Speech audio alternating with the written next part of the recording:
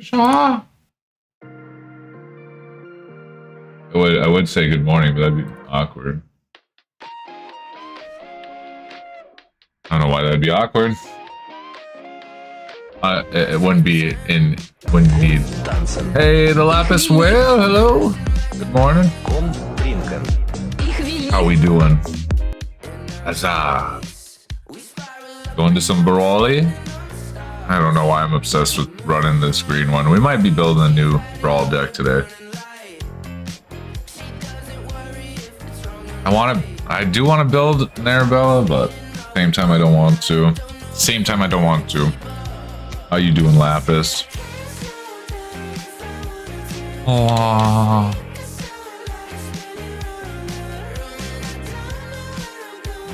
Yes. Yes.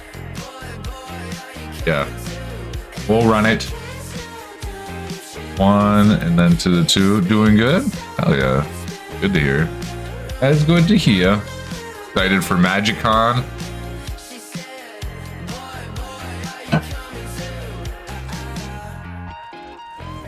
I had high hopes of going, but it's not happening. It's not happening.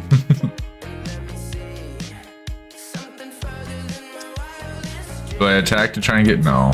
We'll let it cook. Bran does get a little shatty though. The Demir. Okay, X 1/1 black rack creature tokens with this. Gets 1/1 for each. Okay, we're.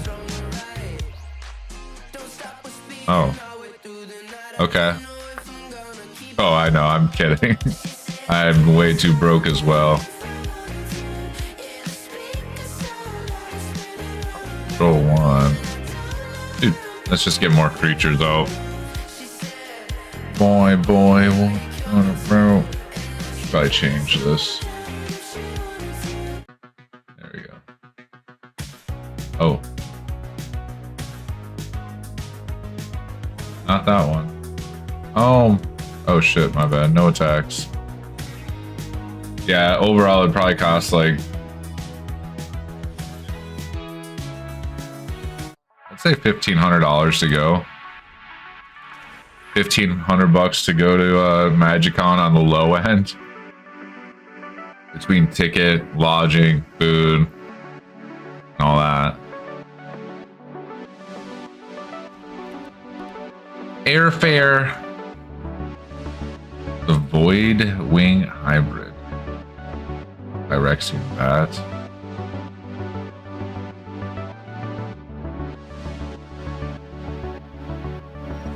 Pristine Talisman. There we go.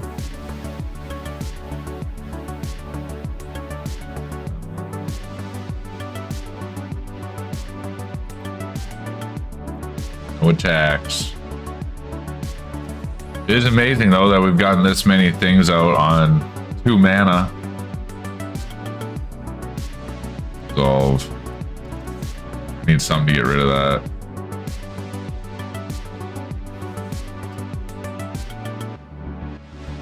Would. You would. Creature is still on the battlefield. Suspect that creature. Suspect. Oh, you would run fucking poison, dude. You would. It's just brawl. It's just the 2-person version. 1v1, I should say. It's okay. No, there's no way you can get rid of Bran. I could do this. Could I do that right now? I'm gonna wait for it actually. No attacks. Resolve. Resolved.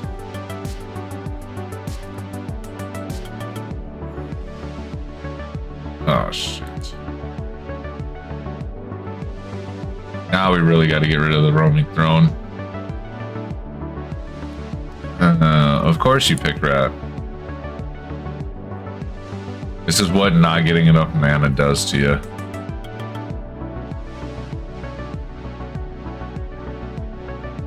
Pass. I'll eat it. Blocks. I will eat it.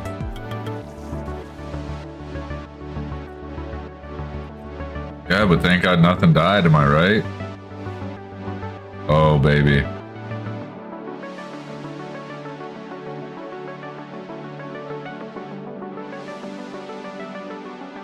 I think we gotta get this and then Ocelot.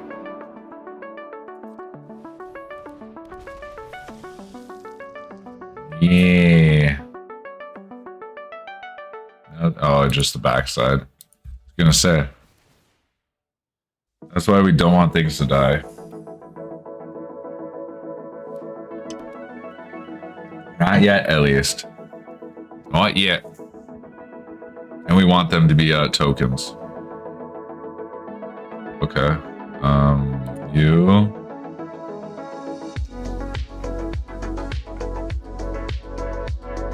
Yeah.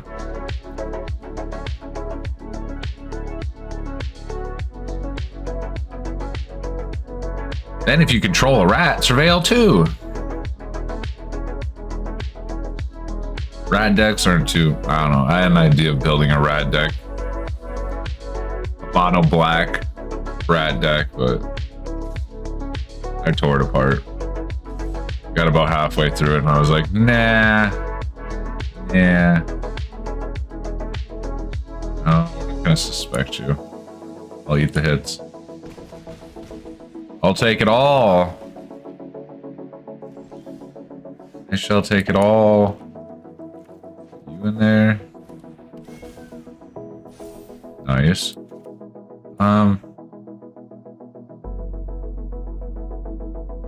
Yeah, I actually had Lord Skitter in it, I think. But yeah, it was just a lot of odds, and I wanted to do the, was it Gnawing Marrow or Marrow?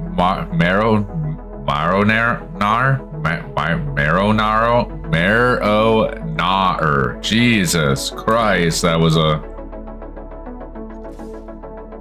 So now we're going to make tokens. Oh, look, and then all my tokens become 3/3s. Ha ha ha. This is a nice card. Ocelot Pride is nice. Lord Skitter. I think I actually have Lord Skitter in this. I think I put Lord Skitter in my Braids deck. Lord Skitter, where are you? Probably in the back where all the creatures are. I put that Doomsday Excruciator in this deck, in my Braids deck, and it kind of feels a little icky. Lord Skitter, the Sewer King. This bad boy. Oh God. Oh Lord Skitter. Lord Skitter. Oh, my bad. My bad. My bad.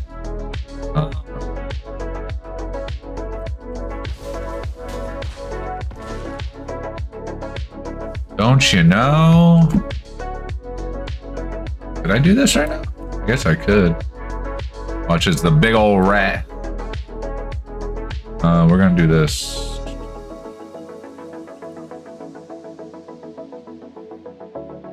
Review. Oh, but I need to pay the, yeah. Wait, what is on? What's the ward cost too?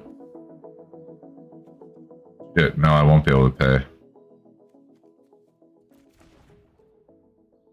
No, I won't, so we're not doing that. Resolve. Oh, wow. Oh, wow. Oh, shit. Oh, shit. I forgot the 1/1 for each rat.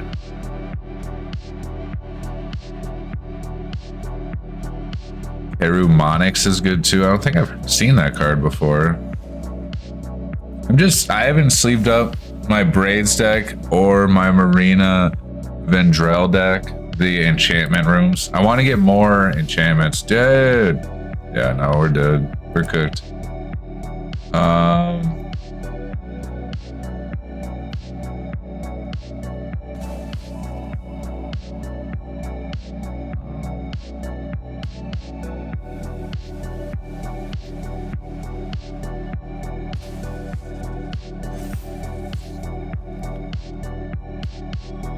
Lose 3 life.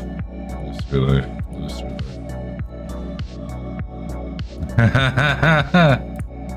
Yeah, that's over. He only has like an ass fucking load of 11-11s. Can block them. Flyer's gonna hit me in the air again. I'm gonna be down to 1. I have worst case scenario. How about now? How about now? Oh wow, it didn't even give me that. Really? Oh, it's black or red. You know what, for funsies?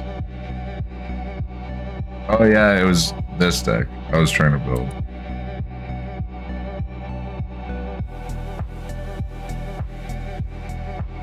Toxic 1. Oh. That's pretty good. That's actually a really good rat commander.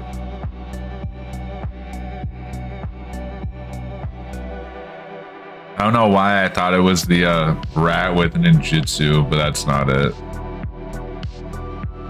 It is a good commander though. Have you seen there's so many different commanders, like our deck list for this commander. That Marina, Vendrell. I need to get more rooms for this deck. I have a way of getting enchantments in it, but it's like ways to have it go untapped and shit is gonna be better. I'll keep it. We got lands. The rat is nice. Toxic. Huh. You're free. Yeah. You better have a pretty tight-knit fucking pod. Because if you just show up to play against randos and you have toxic and you don't disclose that, people fucking hate it. But yeah, it's this commander right here. When it enters, reveal top 7 of your library, put all enchantment cards from among them into your hand, the rest on the bottom, and then tapping it to unlock and lock rooms, which comes in handy. It definitely comes in handy. Oh, we need another tapper. Probably gonna have to bring this edge wall in here eventually for the smothering. Usually no, we'll do this, and then smothering. Thing is they have a dino deck, so it's how quickly they start getting off the ground. Yeah, the room tribal, baby. Essentially, yeah. It would be a room tribal. Just have an ass ton. In this deck, I have some stacks cards in it, which do help, but I don't really have. I have one proxied smothering tithe in one of my decks, but other than that, I got rid of my Ristic study. Traded the old Ristic for a whole fucking commander deck, so it was worth it. I don't think the rooms I'm looking for are fairly priced, but still, like right now, I can't afford to even pick them up. So that's why I haven't even sleeved either one of those decks. They're both incomplete. But the braids just seems like a fun hate one. You know what I'm saying? The island, then smothering. Do you pay the 2, sir? What do you got there? Changeling, the Realm Walker.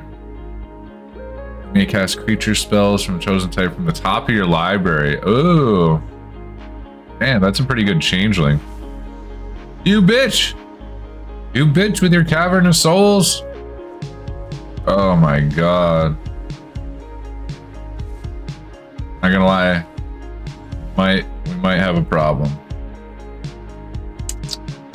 Might have a problem. I think I'm gonna tap red.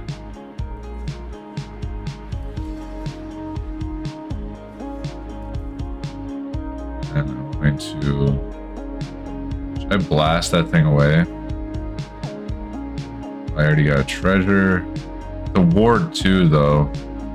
That I want to get rid of. That Cavern of Souls I definitely want to get rid of. I think we're gonna do Esper, the room, and get rid of that.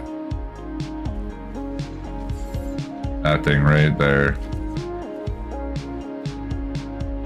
That has a ward cost, so I'm not targeting that. But as long as can't fucking look at the top of his library and cast fucking dinos from it. Still has the ward cost. I don't have... That right there is the fucking problem. He gets a bunch of dinos out, taps that. You get right 2, 4, 5, 6, 7. He has 7 mana right now. I mean, I have 6, but that's all because of Smothering Tithe. If it weren't for you, Smothering Tithe, I'd be fact. Pantalaza. Pantalanza. The flower dino. I would say it is like the Elton John of dinos. It gets me that flowers.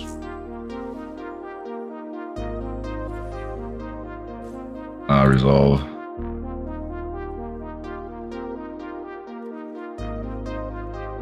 Why doesn't it have its ability? So strange. Hey, look, I have one of those too. Yeah, baby, give me them sweet treasures.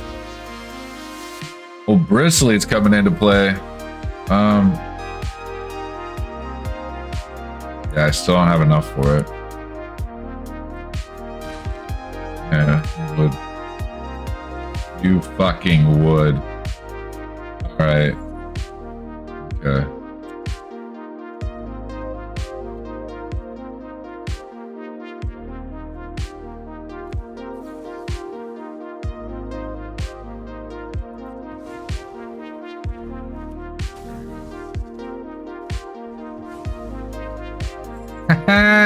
Beach. Beach. I think we kind of want to get Bristly Bill out there. Oh, Bristly Bill.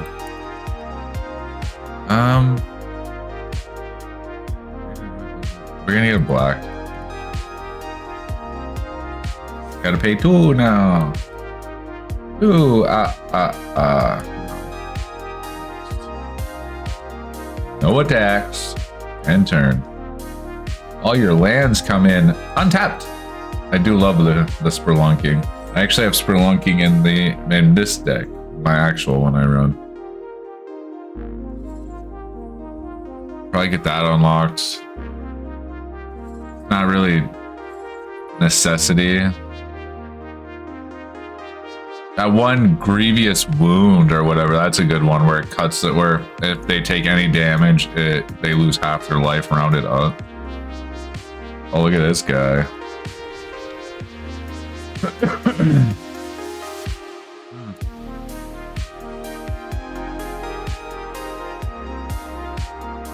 Any dinos? Oh. Are you going to pay the 2? What is this? I can't even... creatures you control get +1/+1 whenever you tap a land for mana. What the fuck?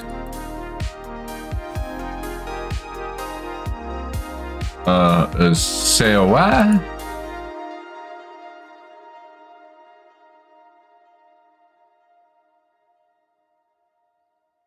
You're gonna make me have to fucking block it. I'm gonna flash that in and block it. Oh god.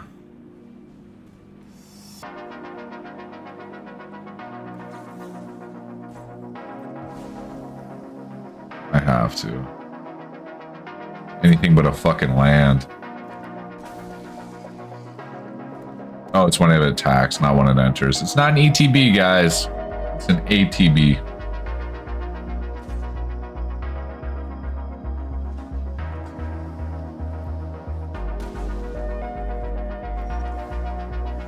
That will do.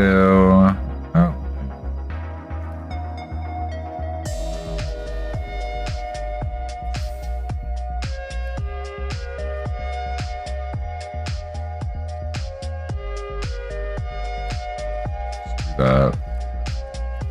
Draw a card.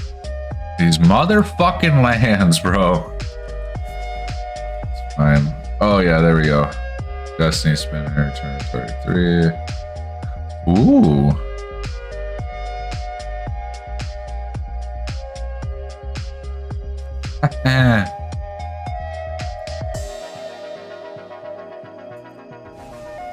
I will pay that all day.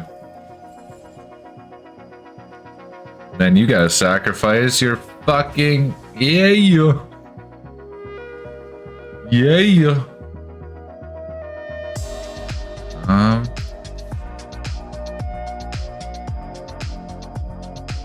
know what? Actually, no. No attacks yet. I'll let you make the move.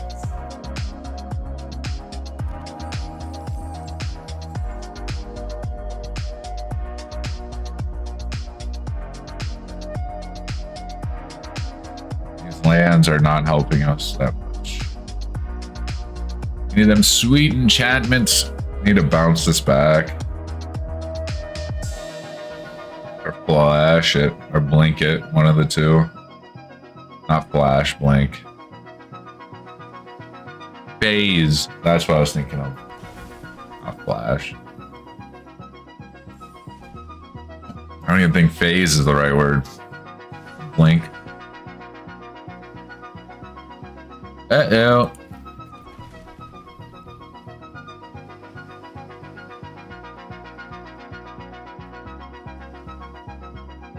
These sons of bitches. Oh, fuck. What's he? Probably this enchantment. Which enchantment are you getting rid of?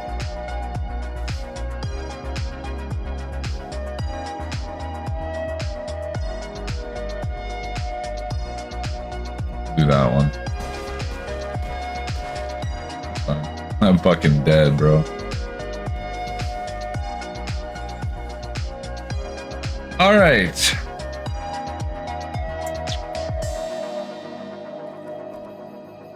Destiny Spinner.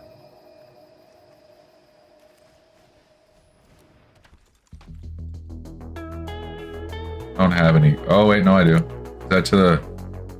Oh, yes, I do. Duh.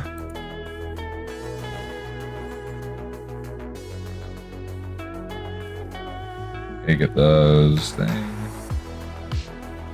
Crack that. We're gonna take your. Let's see. We will put it on you, Pikachu. I can't leave this untapped. Even though he's gonna beat me. Even though he's gonna beat me. Yeah, he's gonna fucking... This is the final countdown. Ba-da-bow, bow. Ba-da-bow, bow, bow. Not my smothering time. Oh, no.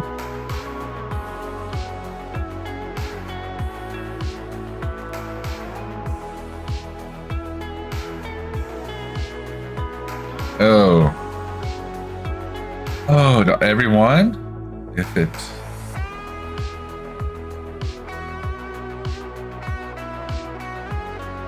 Oh, just... Oh, it's... I'm dead. Oh, that's... Yup. What up, Vert? I'm dead. That was just an instant right to me. Just play on sorcery. Much? What do you mean just play on sorcery? How's your morning, afternoon, night going? I want to try this again because when she goes good, I always forget her name. Marina, when she goes good. Oh yeah, it only has a sorcery. Only has a sorcery. Is that the 4 damage you're talking? I was just already pretty well cooked. If I had a better board state and better cards, I would say yeah. I would stick in there, but...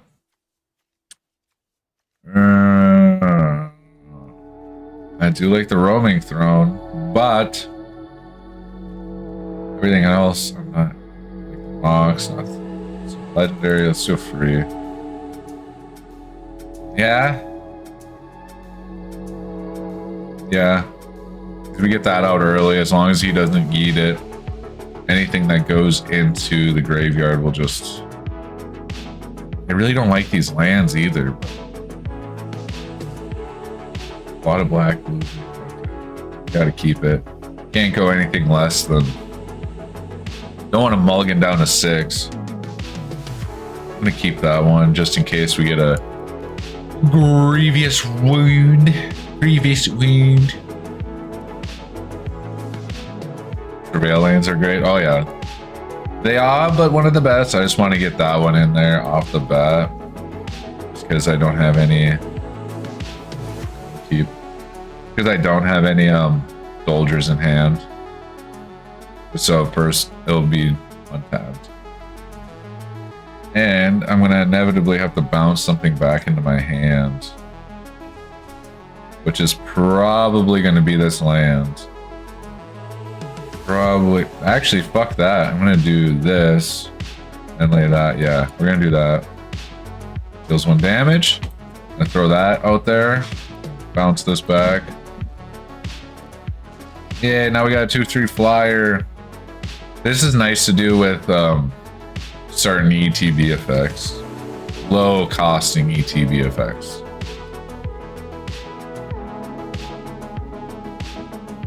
Because I want to save this for like if I get a grievous wound, the off chance.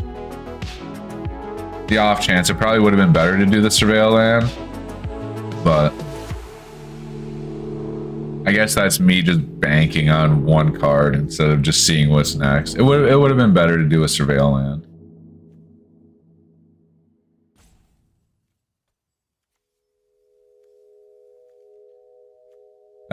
What's up with the Walmart commander decks? I've been seeing people post on the Facebook that you can like buy random commander decks and you don't know what they are, but it's like super cheap and it's like a gamble almost.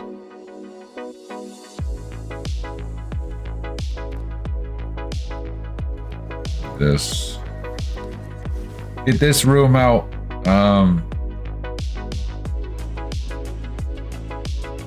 Really?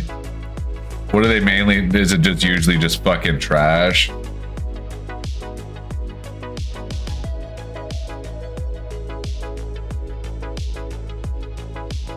You'd gain that much plus, yeah. As long as you have 25 or more life, yeah, that ain't happening. Angel of Vitality. Fear of Isolation, Funeral Room, Awakening Hall. Yeah, I've just been seeing them a lot more recently, and people are talking about like pulling like the Ur Dragon and shit like that. Unplayable singleton bulk, but don't trust a guy without Walmarts in country. Wait, what?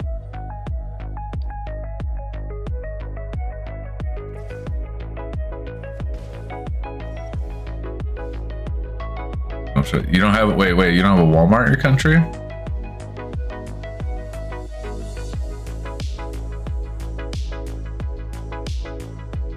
Oh fuck, that's getting captured right off the rip here. Really? Walmart doesn't exist in your country? What country is that, if you don't mind me asking? We need to keep him low. Keep him down low. I feel like I've asked you before, Bert. Oh yeah, yep. Now I remember. Now I recall. Yeah, Walmart sucks. Going into Walmart sucks. How much do if you were ordering commander decks offline, how much does it run for you? Is it pretty expensive? Because I seen down someone posted about in Brazil how Magic's gonna inevitably die because of how outrageous the pricing is for cards down there and shit. I could be totally wrong, but it was an actual like Amazon like page. where it was like a fucking half of a monthly salary of like the average person in Brazil. That's how much a deck cost. It'd be pricey. Dude's playing slow.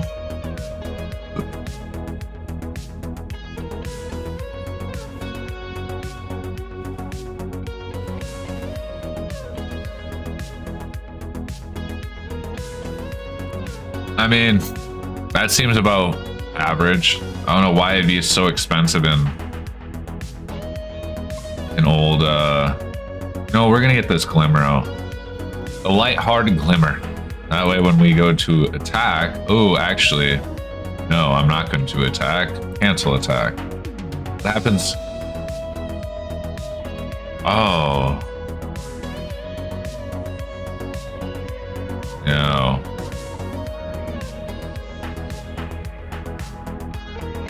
Nope. Not happening. Dude, this ain't, what the fuck? This deck is actually kind of absurd. Every single one of these cards have been worrisome. Holy fuck, homie. Eternalize? You may play Eternalize, exile. What is it? Exile this card from your graveyard and create a token that's a copy of this card. Jesus.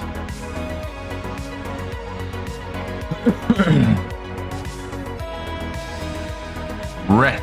Liberated Primeval. How big that dragon is. Look at the big old dragon.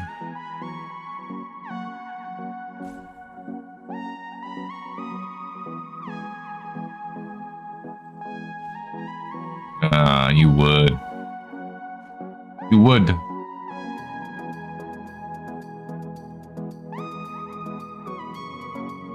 Oh, you just pay the 1 red. It's mainly for a single card draw. Yeah.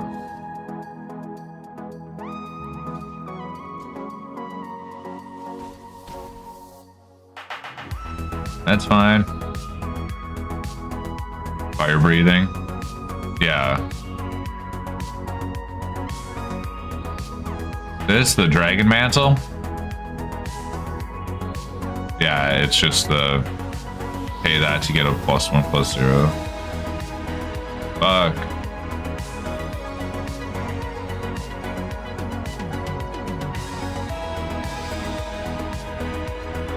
I just try and do this. Human, done. Get rid of that again. No attacks.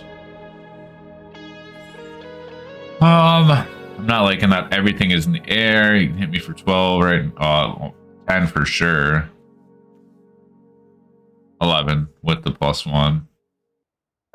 At the beginning of your end step, if a creature or planeswalker and opponent control was dealt excess damage, create a 4/4, yeah. Yeah, here it comes, guys. Here it comes. Yeah. Fire breathing. Oh, that makes sense. It does make sense. Oh, you bastard.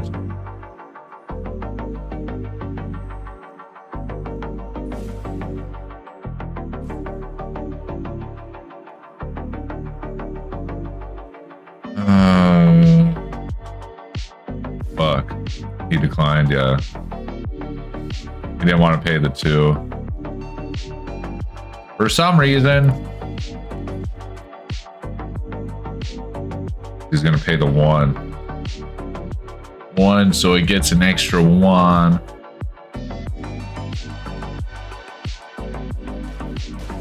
I guess not.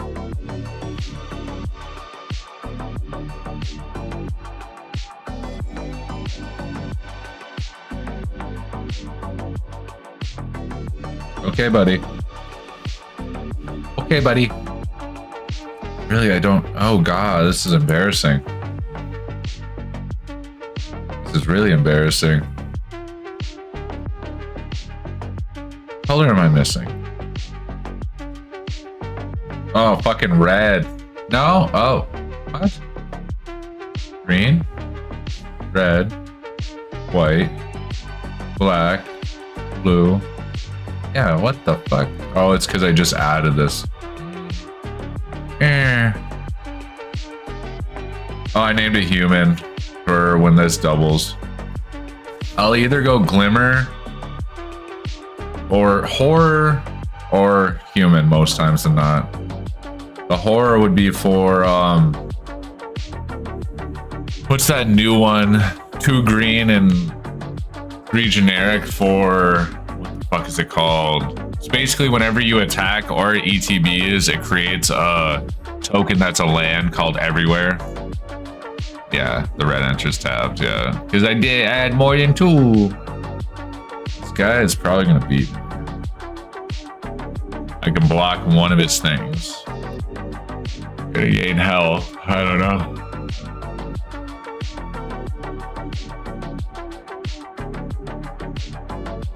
I don't know. Do I force the block with this? Then I have that won't be open. I don't know. You can't block with these anyways, so might as well send it. YOLO! Yeah, first strike, but with this I get +1/+1. So even if this dies, I will let this, I mean it won't kill it, but it can block it. So either he's gonna take 5 to the face. I mean I might as well. Glimmer.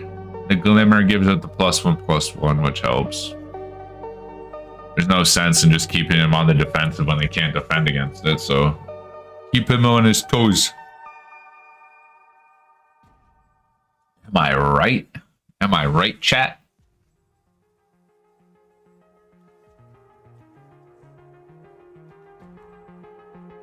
The great debate.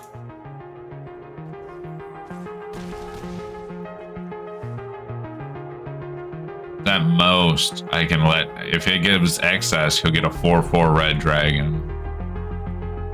This, I'll be left with 2, but I'm sure he's got something in hand that he's gonna lay out. I don't know if it has haste, depending on haste. I guess if he just does a combat attack, or just straight to my face attack, then I'm fucked. We shall see. Old Rith.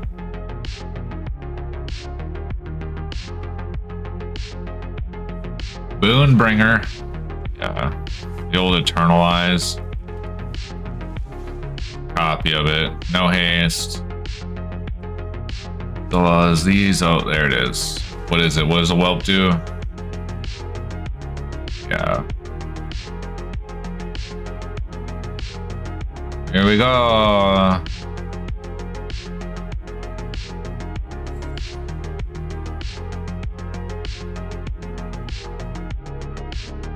I don't think I have anything that's going to help. Yeah. Destructible. Let you go for that.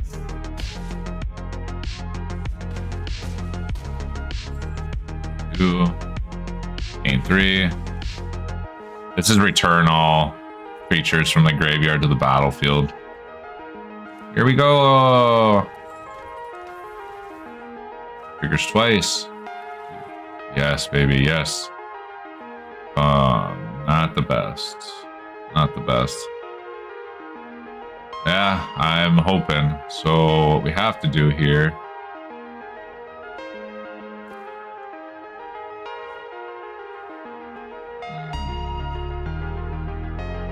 We don't have the ward cost for any of those. But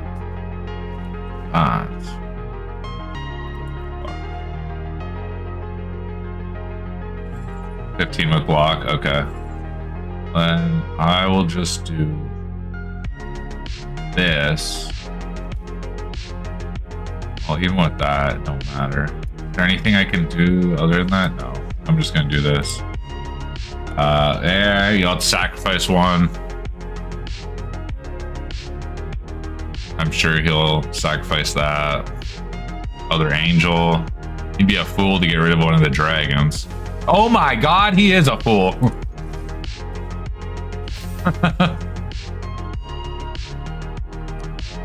Yeah, I was debating on whether or not just putting the Lotus up, but the Lotus Cobra won't do fuck all for me by next turn, so I'll be dead. Like, well, maybe he'll maybe he'll just eat one of the other things, and sure as shit he did. GG's. I did not think he was gonna get rid of that dragon. Well, he could have used it as a blocker. That's would have been his best bet. And then he would have gotten me. That next turn he would have, but that's why we play, is to learn. Still was lethal, actually, even with the whelp. To tap it and bring it back, yeah. Bring all my stuff back. It's so nice though when you got a full board of rooms and then you hit an ethereal armor and then just slap that on something. And it's at like 25 because it counts each room as 2 enchantments. So if you have 5 rooms out there, that's 10 enchantments. Plus if you have your stacks pieces. Room deals 4 of the lifelink.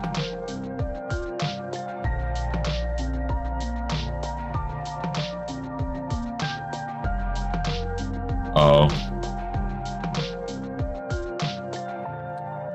Like, we're gonna do this with a land tax. I want to keep my Ristic. Yeah, 1, 2, 3, 4. Yeah, see? As long as we got somewhat of a plan. Right, yeah. Whenever an opponent gains life, opponent loses, yeah. Is that the room that, no, what? Oh, it's whenever a creature died, they lose 1. Oh yeah, they lose 1. So if, okay, yep. Righty ho.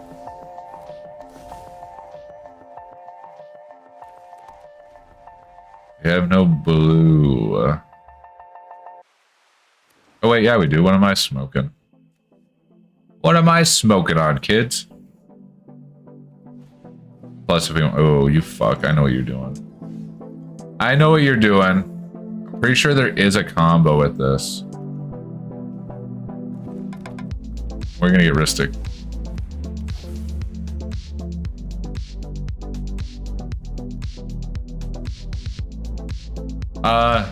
Just cause. I don't know, because I fucked up. I was just getting my stacks pieces out there first.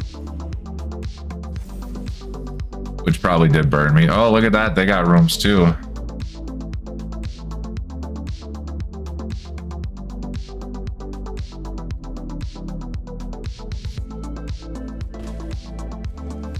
That's fine. We're gonna go do a surveil.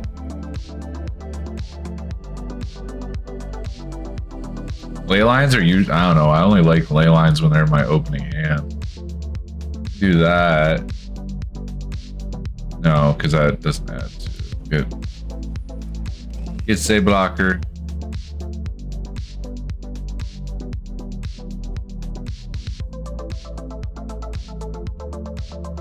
Oh, because this was. Oh yeah, I could have gotten that out, but.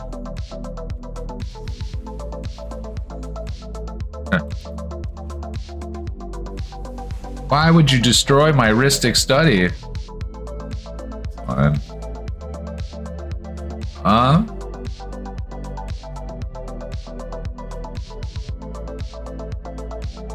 I'll let it go through. There we go. We'll get a captivated cave. I want to get the Hydra out there. A good blocker, 3/4. Oh, yeah, I'm thinking tenacity.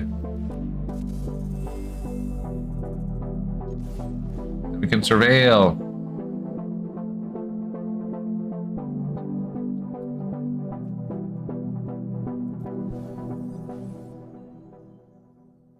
I want something else. I want something else. Should have went with the land. We have stuff in our hand that we can play right now, so.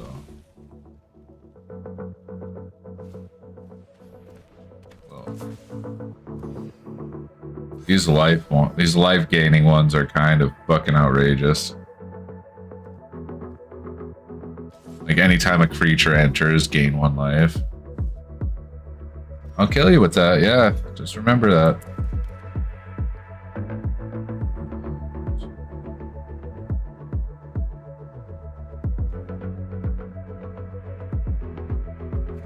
Doing Hydra with 4.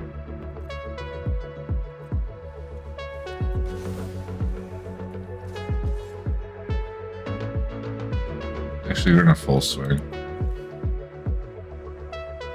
5? I mean... Out of black.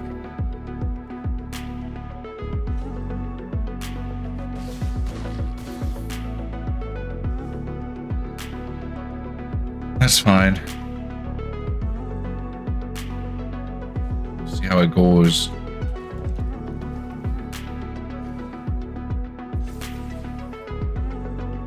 Oh, you're saying instead of putting the during tenacity, I was doing that. Oh, wait a second. Might have been a horrible decision to do that. Might have been a horrible. Wait, oh, and saved it for commander, yeah.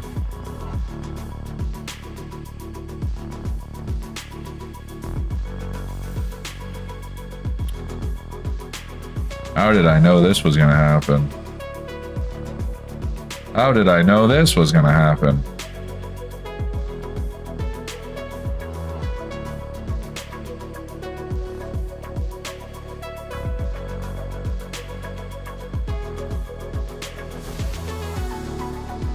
Alright, let's get her cooking now.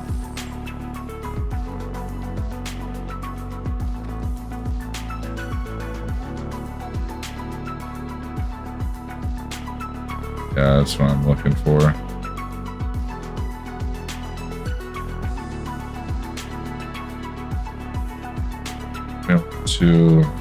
Wait, actually, no, it's legendary. Do this.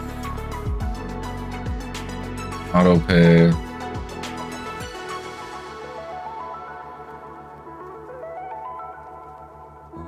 We want to do a smothering. We want to get. Should probably get more shit. There's 3.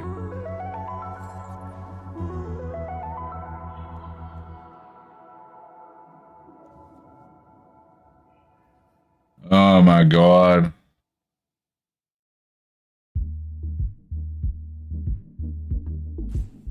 Do this. Okay.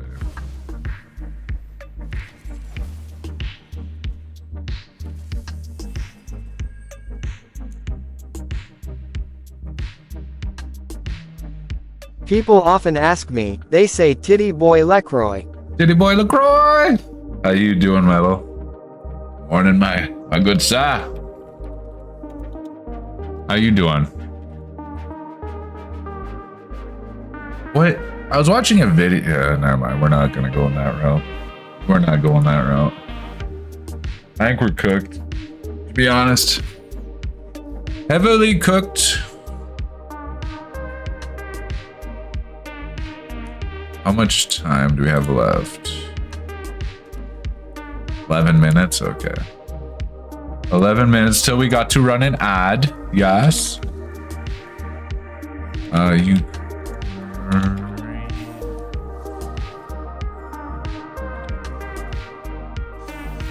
Has anyone ever heard of Holodomor? Holodomor?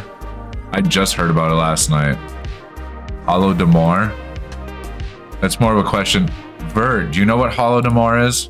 I was worried that the TTS couldn't speak French. Petit boy LaCroix. No? Really? I literally had just heard about this last night. Holodomor, also known as the Ukraine famine, was a man-made famine in Soviet Ukraine from 1932 to 1933 that killed millions. I just learned this. Yeah, Holodomor. Yeah. Yeah. Okay, that's what I figured. I was just saying, I had no fucking clue what it was. Like, oh shit, Stalin, baby. Ooh, derelict attic won't do it.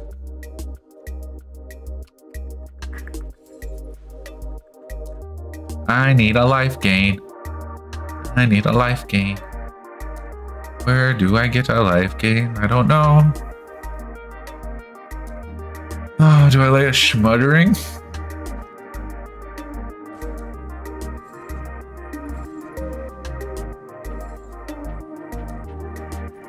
I'm gonna do this, actually. I'm gonna tap this.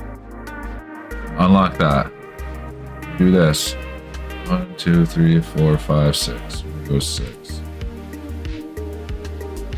Okay. Right? Well, I literally, as an adult man, had no fucking clue what it is. Hold on. Quite a bit different. Do you know that not literal translation of a word would be famine death? Wait, really? Wait, hold on. It's pronounced in Russian. Okay. That shit's crazy. What is life like in Russia? I know it's not like some crazy difference, but how do you feel? Actually, I'm not going to ask you that while you're in Russia. KGB might be listening in. Oh, Mao. Yeah, Mao. No, I knew about Mao. And like, what was it? The Great Leap Forward? What's up with all these plans that end up killing people? I swear to God, if the US has like a 25-year plan, we know we're cooked. This game's already over to me. As soon as I started letting them have this, hollowed is famine, more is death, but like an old way, like thou. Oh, okay. Okay. That shit's cray. Bro, even that they're what are they doing? Basically not stealing, what do they call it? Deporting Ukrainian kids into Russia. That's some crazy shit, man. That's some crazy shit. Okay, this game's over, dude. I fucking hate Hollowed Priest. Just we're over this game.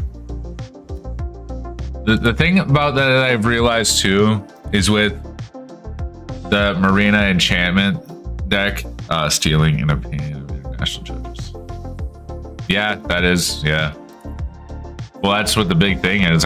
Isn't like the person running that and Putin? Yeah, there's a warrant for, yeah, from the ICC, International.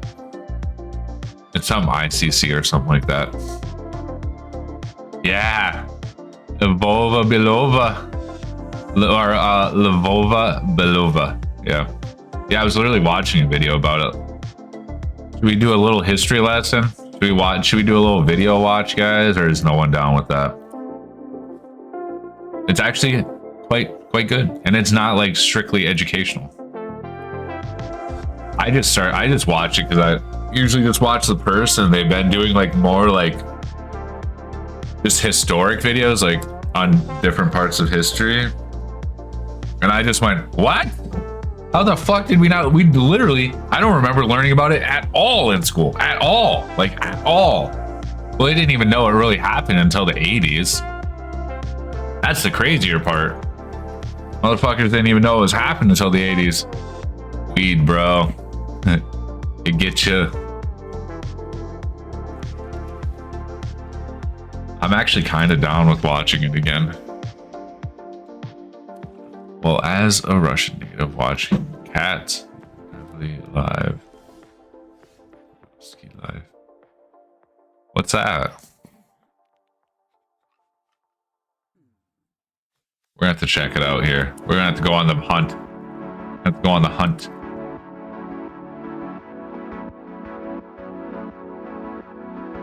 Oh, those are channels of Russian opposition. Yeah, it's obviously in Russian.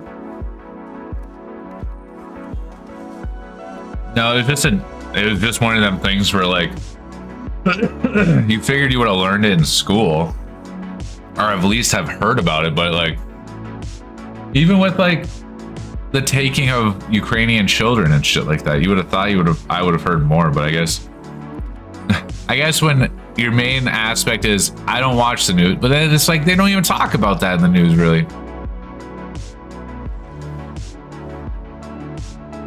Not in Russia. Most of the would be jailed in best case on Russian territory. They would be jailed, you say?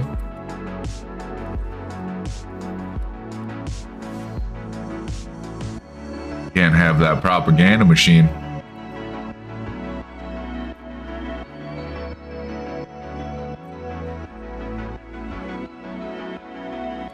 Here, we're gonna... I think after we take... Yeah, we got like 4 minutes left. We're on a 3 minute, and when we come back, I think we might watch that video.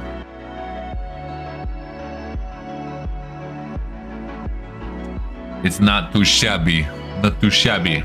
And maybe we'll hop into some Untapped so I can make myself nice and angry this morning.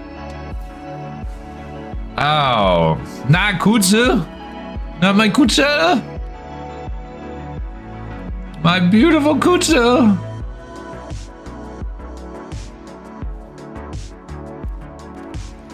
I will avenge your death. Alright. Let's do Paragintuk. Most of them have warrant. Really? Because they're Russian opposition. Don't speak bad. What are your personal thoughts about having Putin as a president for 20 plus years? I mean, trust me, in America, I don't believe our system is in check. Technically, we don't have a president. Oh yeah, I suppose born with him, so it's all you know.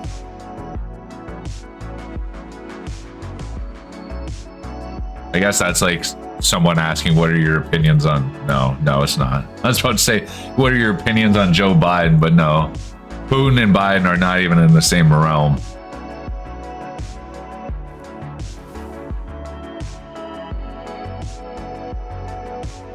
Yeah, that's good. That's what I mean. Like, it's not like...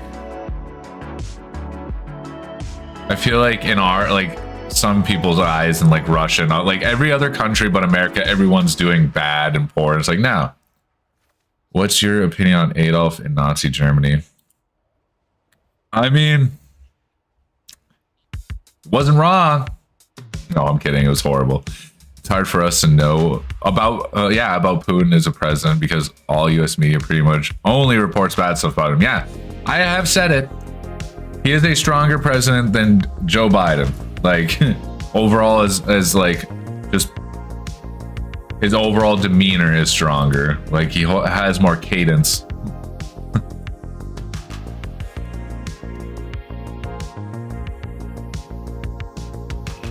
Dude, my youngest child is stronger than Joe. Is Joe even still around, you think? They just had the secret funeral for Joe. What's your opinion? Yeah, and it's... Wasn't his big thing? I don't even know. This is the thing. My geopolitical takes are very just like surface level. Very surface level, especially when it comes to like Putin and shit. Like what Metal said. It's hard for us to have an opinion when most of what we get fucking thrown in our face is Russia bad, Putin bad man. And then you look at us, and you look like, I think every country has horrible facets of it. It's like how I'd say like most countries have good facets to them. Like Russia has good facets. Yeah, you can't trust the US media. Yeah, US media.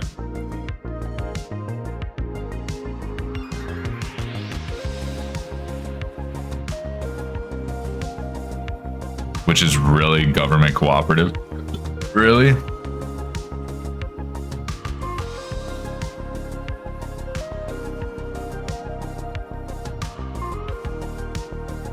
did not know that. Who's Derove? Who's that?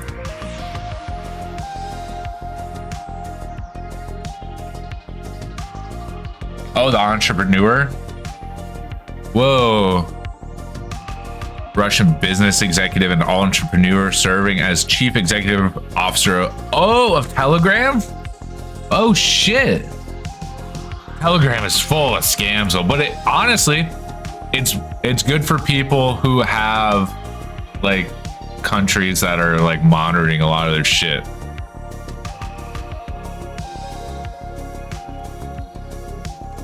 Damn. Who's that other ex-KGB? KGB Yuri? No. Poisoned. Alexander Levenko. Alexander Levenko. That's what I'm thinking about. Wait, he is not cooperating with their agencies at... Oh, like with FBI agencies? Why the fuck should he? Because he's not giving up the dirt? The dirty dirt McGirt? Yeah.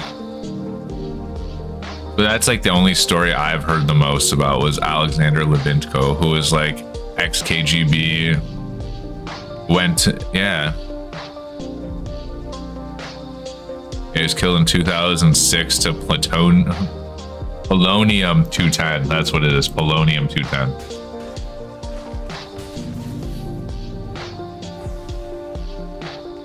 But that's... But what about Mark Zuckerberg or Elon Musk? I mean, to say that there isn't illegal things that happen on Facebook or on Twitter, well, X, would be fucking foolish to say. Foolish to say the least.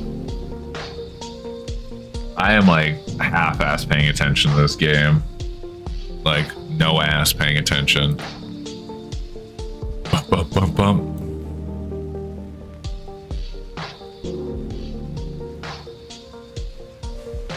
Might have to watch that video, guys. Food resolve. Hey, but I got the 6. Hey, but I got the 6. Oh, Paragon took's out too, yeah. My turn.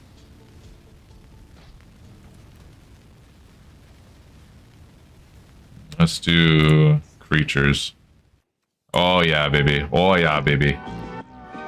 That's what I'm talking about. I guess 4 or 5 I can do. I guess 5. Auto pay. Yeah, baby.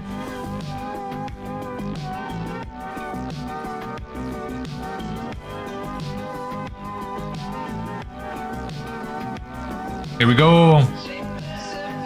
Kill the gold vein. Kill the gold vein. No, you're letting the gold vein go through.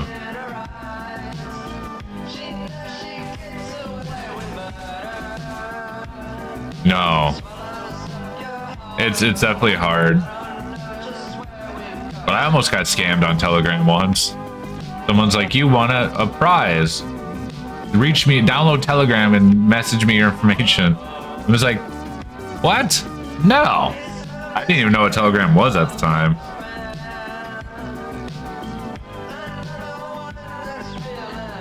I think I won. I'd say my win rate against Winter is high. Like, this is an alright concept, I'd say. It keeps them, yeah, I guess. Unless you can get shit into your graveyard quickly, it's not worth it. Whoa. Yeah, that's fine.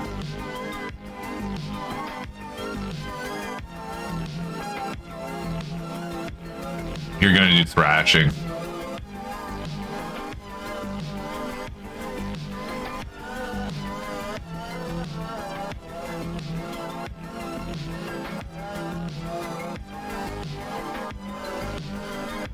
Really?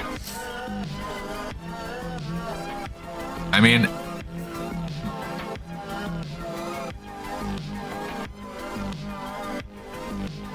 I've heard good and bad things with Telegram. So my personal experience with it is scams. But I've also heard that people use it for like actually good shit, but what do I fucking know?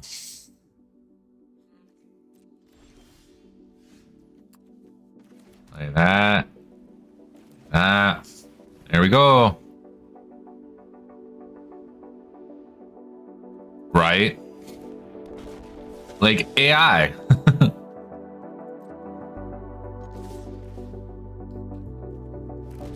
There we go. Just keep swinging, just keep swinging, just keep swinging, swinging, swinging. I'll take the 5. I'm fine with that, bro.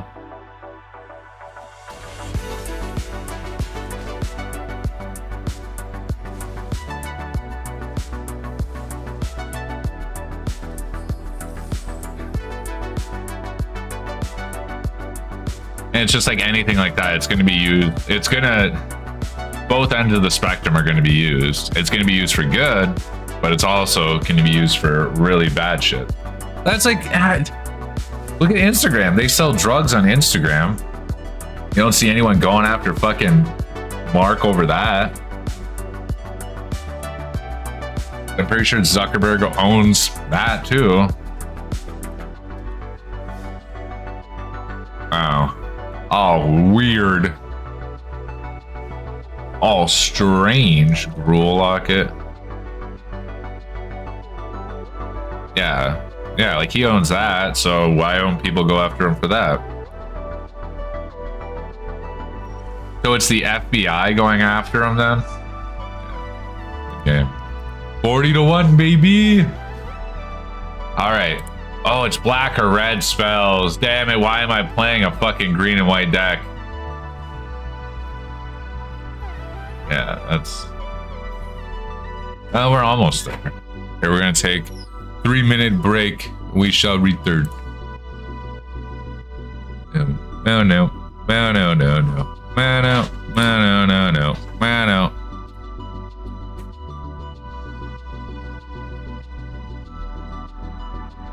There we go. No, no, no, no, no, no, no, no, no. Here you are. There you are.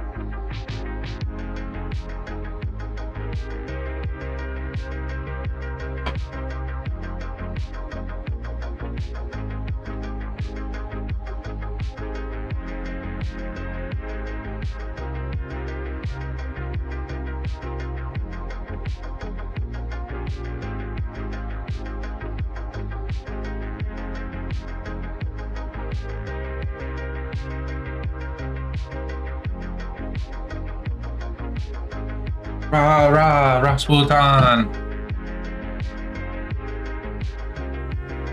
Everyone singing rah, rah, Rasputin. Hold on, hold on. I would recommend Dud's channel, Yuri Duds. Spelled. Oh, really? Are the jet... Dude, did you know that a bunch of Americans are moving to Mexico City? That I did not know either. They're all moving there. Yeah, dude. People who can work, like remote working. Like, have you seen the gentrification of Mexico City, dude? It's actually fucking nuts. And it makes me go like, say what? Like, they're basically moving there and jacking, like, since they can pay so much. And then everything's turning English, signs are turning English. Yeah, that's what I'm saying. Like, so they can work from another country. They're not making money in Mexico. They're just visiting there, staying there. And rent's fucking cheaper. The overall cost of living is cheaper. And they're like, it's way chiller. But then everyone that lived in the city is getting pushed out. So it's kind of like a catch-22. It just don't work, you know? It just don't work. We'll do that. It's what is happening in my town. Is what it feels like. Dead ass. That's what it feels like. A bunch of people could do remote working. They moved up here. Prices of fucking everything just went woohoo.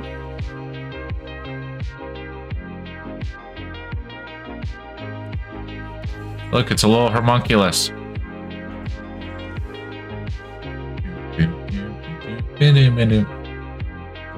Oh. You know what? Let's actually just do this, and I'm going to bring that back. Return.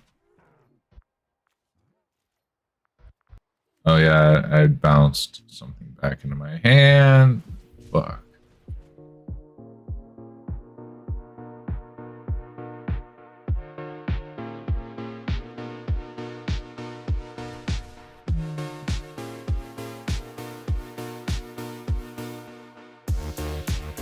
Damn.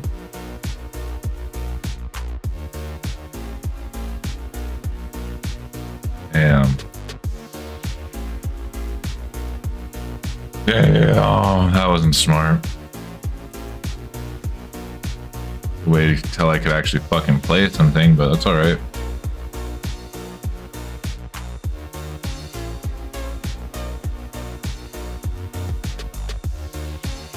Oh wow. That's a tutor and a half. Fuck. Wait, that's his commander?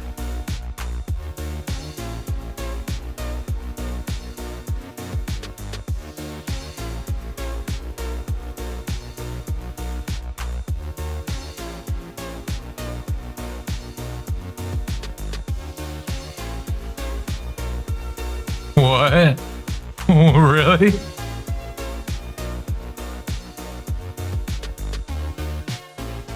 Really? Catch, a little catch for unfriendly.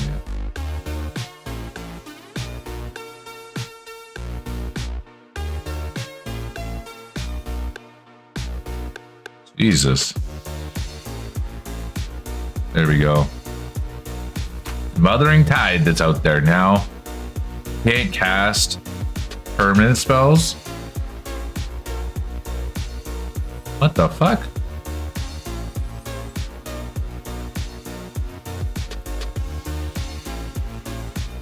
I am so perplexed. You cast a spell this turn, exile cards from the top of your library until you exile an instant or sorcery with lesser mana value until you...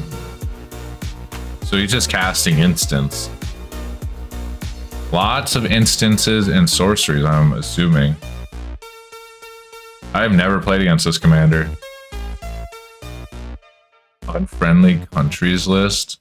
Hold on, I gotta look this up. Where'd you go? Unfriendly countries.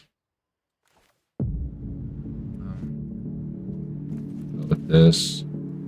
Resolve. Surveil. Wait. And approaches of... Why does that sound familiar? And approaches of the second sun.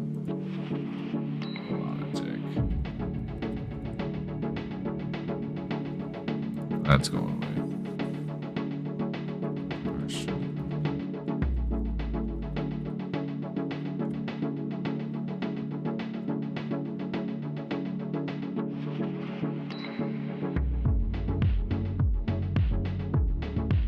Wait. Yo.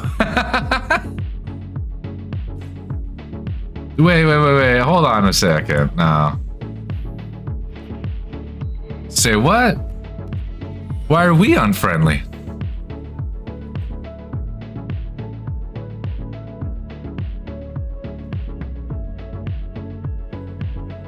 Oh, gain 6 white, gain 7 life the second time. Oh shit, really? That's not gonna be good.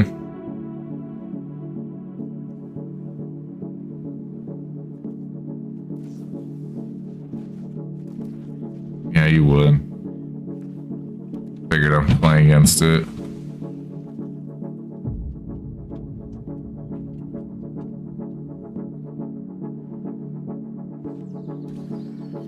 Hey man, why are we unfriendly?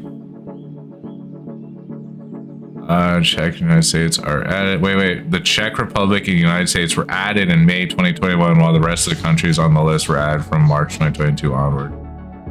Albania, Czech Republic.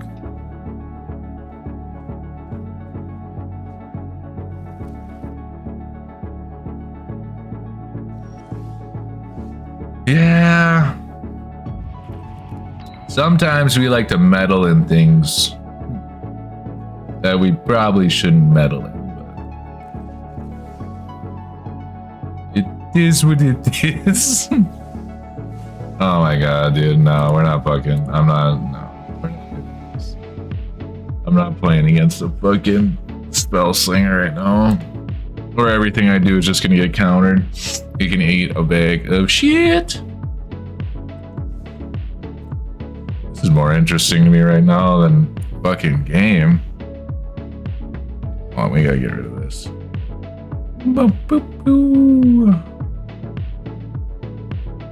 Wait, no, we want chat there. We want this. Get away.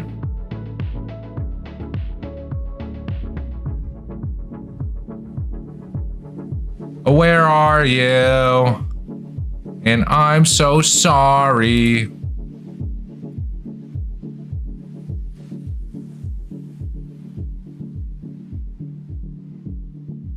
Why is Australia on there? What did the Aussies ever do?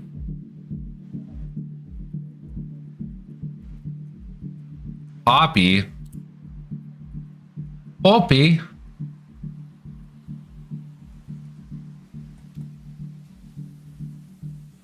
Today's video is a little bit more serious, so if you're not interested in that, then feel free to scroll on. But if you are, then stick around, whatever. I've covered stuff like the Boeing thing before and other serious things as well. So it's not alien for the channel, but it's also not aliens for the channel. So it's like, you know, some people like the fun shit. So yeah, little warning. But also, there's always things going on in the world, and it's important to know. This big globe of ours is huge. Thousands of things are happening every single day. Trials, tribulations. If you don't think we're on a globe, then in between the big ice walls, there's always things happening, and there has been for a very long time for humanity. Famines, natural disasters, diseases, war, politics. Minnesota! There's been a lot that's happened over the last few years, and sort of a central point of all of this is the invasion of Ukraine by Russia in 2022. The initial strikes that we think we're hearing right now, right out of the Russian playbook, would be cruise missiles to take out things like surface-to-air missile systems, air defense systems that the Ukrainians would have. That would clear the path for waves of bombers and attack aircraft to continue to hit things like power plants, command and control, internet command centers. This happened after about a decade of back and forth conflict. Russian troops spreading out throughout the strategic Crimean Peninsula. President Obama speaking with Russian President Vladimir Putin, apparently pulling no punches, although it is unclear what the White House can really do about all of this. There is tons of media coverage, so much drone footage. This is the first time the entire world has been... That is crazy. Is now it's just how relatively available all this fucking video footage is. Able to see a battlefield in a way people just that running has away never from been drones seen is before. nuts. FPV drones, just people dying constantly. Like, I can't scroll on Twitter. I mean, imagine my privilege. I can't even scroll on Twitter without seeing a war crime. War crimes, a lot of them, tons of human rights violations.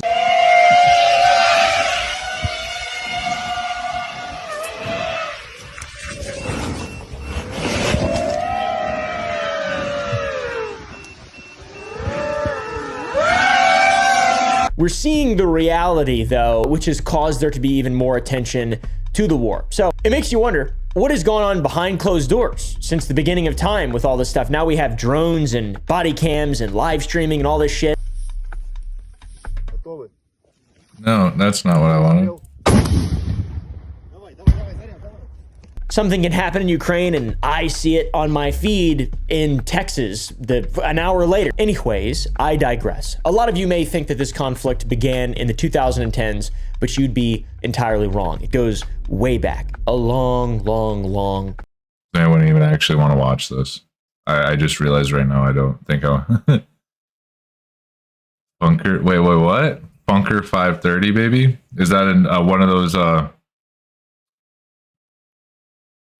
TikTok tweet thingy, not TikTok tweet thingies. Jesus Christ, sounds like a boomer. One of those accounts. Yuri Dud. What's that? That's a fun fact. There's a newly developed analog of Wikipedia named RuWiki. It's really funny to read at least political field articles. Yuri Dud? What's that?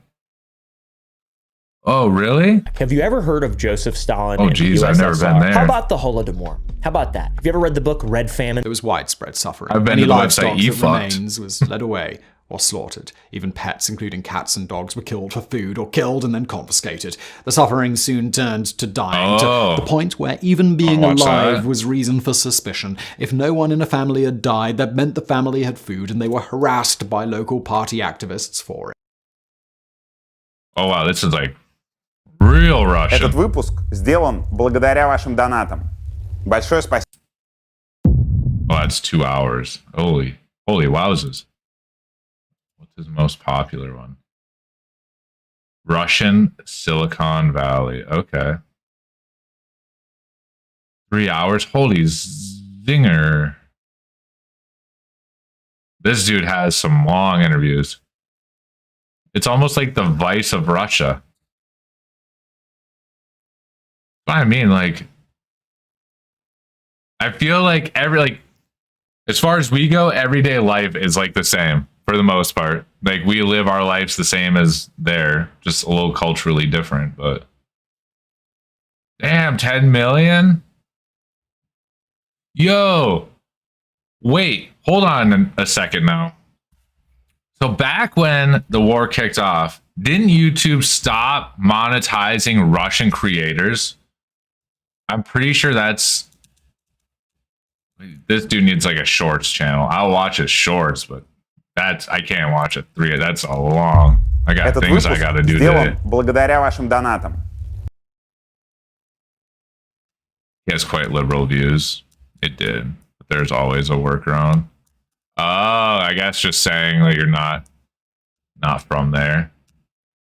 This is what I was talking about, the gentrification. Hola, ¿hablas español? Hola, ¿hablan español? No speak Spanish? No. Where are you from? What's that? ¿De dónde eres? A couple streets over.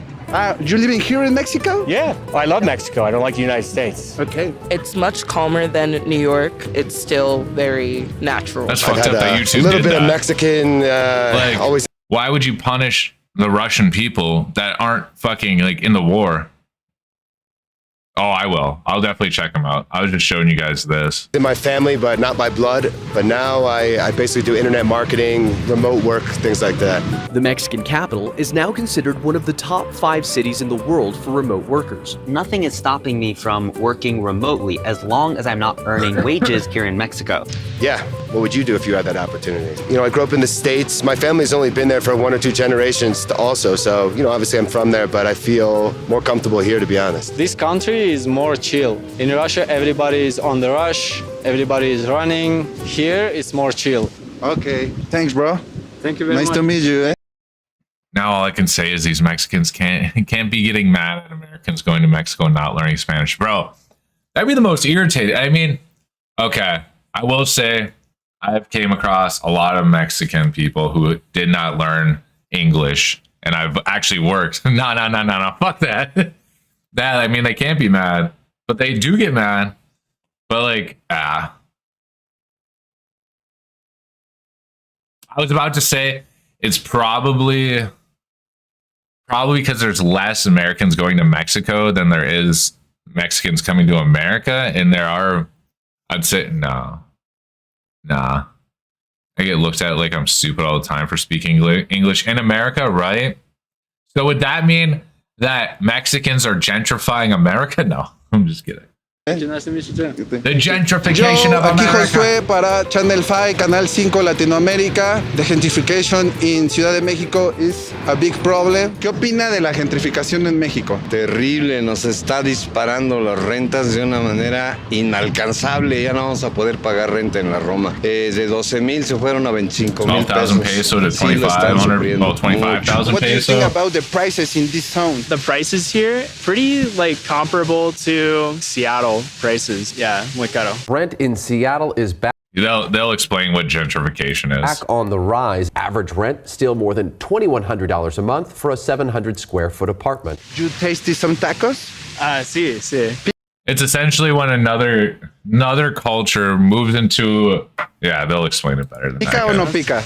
Essentially, people with more money being able to go into lower end cultures and places, live there, but then ultimately raising the price of everything out and pushing everyone else out.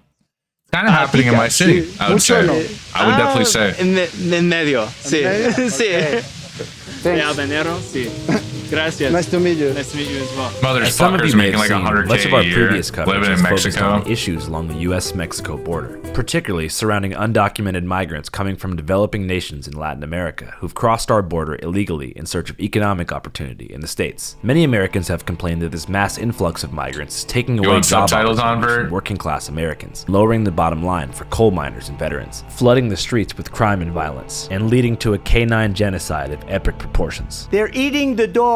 They're eating the dogs. They're eating the pets. But what if I told you there's a reverse border crisis going on? That's right. Rent and cost of living in Mexico's largest city has doubled and now tripled as a result of Americans. This all really began after the COVID pandemic of 2020, during which tens of millions of Americans working in the tech sector switched to a work-from-home model and no longer had to report to the office in cities like San Francisco and Seattle, where tech companies like Uber, Twitter, Facebook, Microsoft, and beyond are headquartered. So where'd they go? The answer is simple. They went somewhere where their paycheck stretches a lot further. Some chose cities like Austin, Texas, and Nashville, Tennessee. But 800,000 Americans have moved to the country of Mexico in the past 4 years, and almost nowhere. 800,000? I didn't realize there's that much who work here and sent all their money back to Mexico. I know. Their present. So it's like it's back and forth, I would say. It definitely is back and forth. Yeah. Oh yeah, come here and oh yeah. I've literally worked alongside of a guy who did that, like literally. It's felt more than in Mexico's capital. You see graffiti like this that says "Fuera Gringo," which means "Get out, Gringo." Much like the current situation at our border, if done right, this wouldn't be a bad thing. After all, tourism accounts for 17% of Mexico's GDP. Much like immigrant labor, documented or undocumented, accounts for 19% of the American workforce. But this rapid, mass influx of what are called digital nomads to Mexico City has overwhelmed the housing market there to such a degree that native-born Mexicans cannot feasibly live there. You're saying like work in another country for X amount of time and then just move back? I mean, I guess the problem that they find with that is that then they're taking money from the place that it's at and not putting it back into the economy there. Which, I mean, if you're really on a standard no. I was going to say I've done that working out of town, but I'm still buying shit and paying for shit there. But charming cafes, flashy apartments, and you'll see it was just one. Like I got hit with a double whammy. I didn't realize that both these things happen. The Holodomor and then this. Like, damn, yeah, it's great for the immigrant, but it's a job taken from someone. Yeah, exactly. But I mean, that's like looking at this too. No, it's definitely not. For what it's not good. A refuge for migrants. I grew up in New York, LA. Atlanta, Georgia. Perhaps not the border crossing you expected. Americans right. That's why I was about to compare the two, but they're not comparable. Work from home. In this episode, our Latin American correspondent, Josue, will investigate the ongoing situation in Mexico City through the perspectives of locals, Americans, other foreigners, and local activists doing their best to bring awareness to the problem. Perfecto.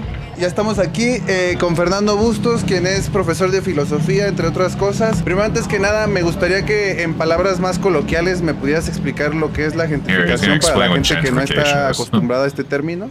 Por ponerlo en términos bastante fáciles, la gentrificación es un fenómeno en el cual gente que tiene como mayor poder adquisitivo llega a vivir a determinadas zonas y comienza entonces a cambiar la forma de vida que tenía esa colonia, esa ciudad, esa calle, y al mismo tiempo, justo porque tienen mayor poder adquisitivo y tienen como otro tipo de gustos y demás, comienzan a abrir entonces, no sé, como panaderías francesas, lugar que sea como un poquito como más bonito, por así decirlo, como Estados Unidos, Europa, cosas por el estilo, y esto al mismo tiempo entonces comienza a hacer que cierren tiendas y que la gente que ya vivía ahí se comience a ir a otros lugares porque se encarecen los precios. Activists say the formula is simple. As Mexico has sought to attract remote workers with higher purchasing power, it's created more inequality for Mexicans. O sea, por ejemplo, hoy en día, por poner un ejemplo sencillo, hoy en día puedes ir, no sé, a clases, que aquí hay muchas de lugares de clases de... This is literally why my water bill is out fucking landish, because the amount of people in my, like, where they take the average income, and a lot of them are, like, remote workers. Oh, I believe it. Y ahora las clases las dan a veces en But inglés. in which way? Con que haya una persona like, que hable inglés y el resto the habla neighborhood español, de turn pronto more las like clases te las dan Hispanic, en inglés. Mexican. Entonces también en muchos restaurantes, en muchas cafeterías, ahora las cartas también están más que nada en inglés o tienen los anuncios afuera en inglés. Vivo aquí en México, no tendría necesidad a final de cuentas de saber hablar inglés. Cuando yo voy a Estados Unidos o al país que sea, Francia, Japón, pues yo no voy esperando que den una clase en mi idioma solamente porque estoy yo, ¿no? Es decir, yo trato de adaptarme un poco al lugar a donde voy. Si voy a Estados Unidos, lo más fácil, pues intento saber un poquito de inglés para poder entrar a esa clase, ¿no? Do you speak Spanish? Sí. Your favorite words in Spanish? Favorite words? The tacos are great. I love the tacos. Echar para atrás. Throw it back. No mames. Sí. Okay. Bad words. Okay. Nice. No sé, incluso siento que se pierde también como un poco de sentido de comunidad, ¿no? Y de pronto todos los días eran gringos y gringos y gringos diferentes, que yo siempre sentirme como un extranjero en mi mismo país, en mi misma colonia. Let's pause for a moment and talk about gentrification. It's a polarizing buzzword that often divides people into two camps. On one side, you have people who see it as a great across-the-board thing. A white person. A gringo is a white person. The neighborhood gets cleaned up, crime goes down, and home values rise. For millions of people my age, that is a dream. Then on the other side, you have those who view it as a form of colonization and cultural erasure. Gentrification is genocide. But it's important to understand that gentrification doesn't begin maliciously. Let's use the US as an example. Hipsterism, as we know it today, began in New York City in the early 2000s. The first hipsters were suburban-raised millennials who adapted grunge and lumberjack fashion forms that were popular in Minneapolis and the Pacific Northwest in the late 90s. Most of the original hipsters were the grandchildren of white Americans who fled the inner cities in the mid-1960s during desegregation and a mass exodus known as white flight. Foreigner. I guess I've only known it as white person because Really? Does it mean foreigner? I'm not Googling it because I don't believe you. I'm Googling it because...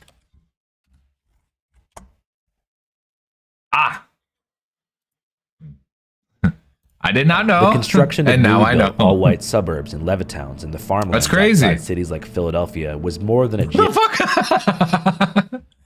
I believed you. I believed you. I swear. I swear to it.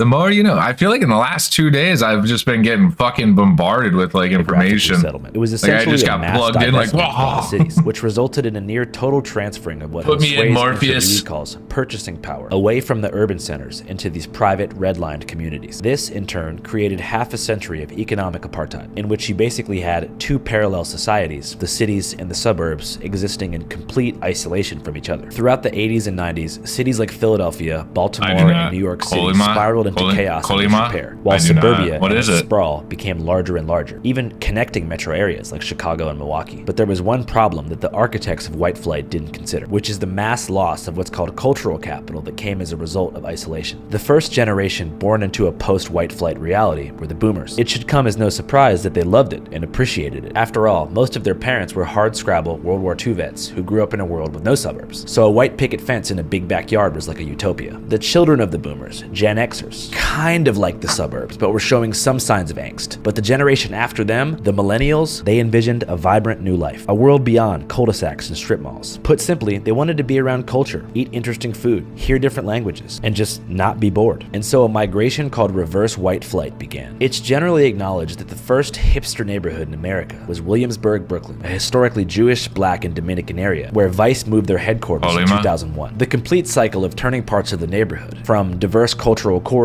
to flat corporate business parks, took about 15 years. And there's actually a science to how gentrification works. Tulane University professor Richard Campanella broke it down into a 4-phase model. Phase 1 is the arrival of starving artist types, legitimate, penniless, as he calls them, gutter punks, because he's from New Orleans, who are looking for a cheap place to live that's a reasonable commuting distance from upscale cultural centers. Really? These types are often troubled. They use drugs and drink heavily, and for certain, never open any businesses, and so don't actively displace anyone. What they do, though, is signal safety that makes way for the arrival of Phase 2. Phase 2 is hipsters, but Campanella calls them the creative class. Those in the creative class fetishize the starving artist types, and are often semi-transient, meaning they kind of follow cool around the country. Unlike the broke bohemians, hipsters are typically college-educated, hyper-liberal, and usually open businesses, like coffee shops, organic food stores, juice bars, yoga studios, barbershops with exposed brick inside, vegan co-ops, and essentially introduce Austin, Texas, baby. Gradually, the area becomes a colony of the greater hipster network and begins seeing cross-traffic from cities like Portland, Oregon, who begin imposing their aesthetics and cultural customs onto the area. However, rent and cost of living itself does not actually rise until the third phase begins, which Campanella calls the bourgeoisie bohemian phase. This is marked by the arrival of art collectors, people who refer to themselves as socialites, Burning Man camp leaders, cultural investors, and most importantly, real estate developers with a taste for the hip, who are aware of the area's skyrocketing cultural capital and see a massive business opportunity, which often takes the form of a city-sponsored arts district. It's between phase 2 and 3 that you find the most tension, because that's when the displacement happens. In this phase, entire neighborhoods are often bulldozed to make room for luxury hotels, trendy fine dining restaurants, and hip corporate storefronts, resulting in unaffordability for both locals who are totally out of this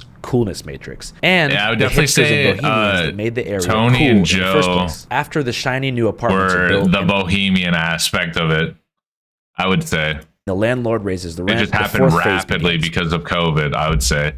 COVID definitely made it like that, then quicker, and then Joe and that just made it which is the arrival crazy. of the rich. How much do you think it costs to live in Austin, Texas? I don't think Joe would have come if not for Tony. Oh, for real? Because Tony came before Joe, because Tony had to. It's expensive, I bet. That's why a lot of those comedians are sleeping in their fucking cars or just rooming with each other. Yeah, Tony had no choice but to like move somewhere where they could like openly do it. Unprofessional class, like otherwise that shit would have not. Who have If that's absolutely dude, no I would have been interest in sad. anything cool and view cultural capital I as basically imagine. Is it meaningless. super By the time hipster? phase 4 is complete and yuppies have taken over, you're left. Gulag is not a certain place, more like a ministry. Gulag is a better writing, which stands for government. Hold on. Gasudar Civilia. Supervision of campus. Really? Government supervision of campus?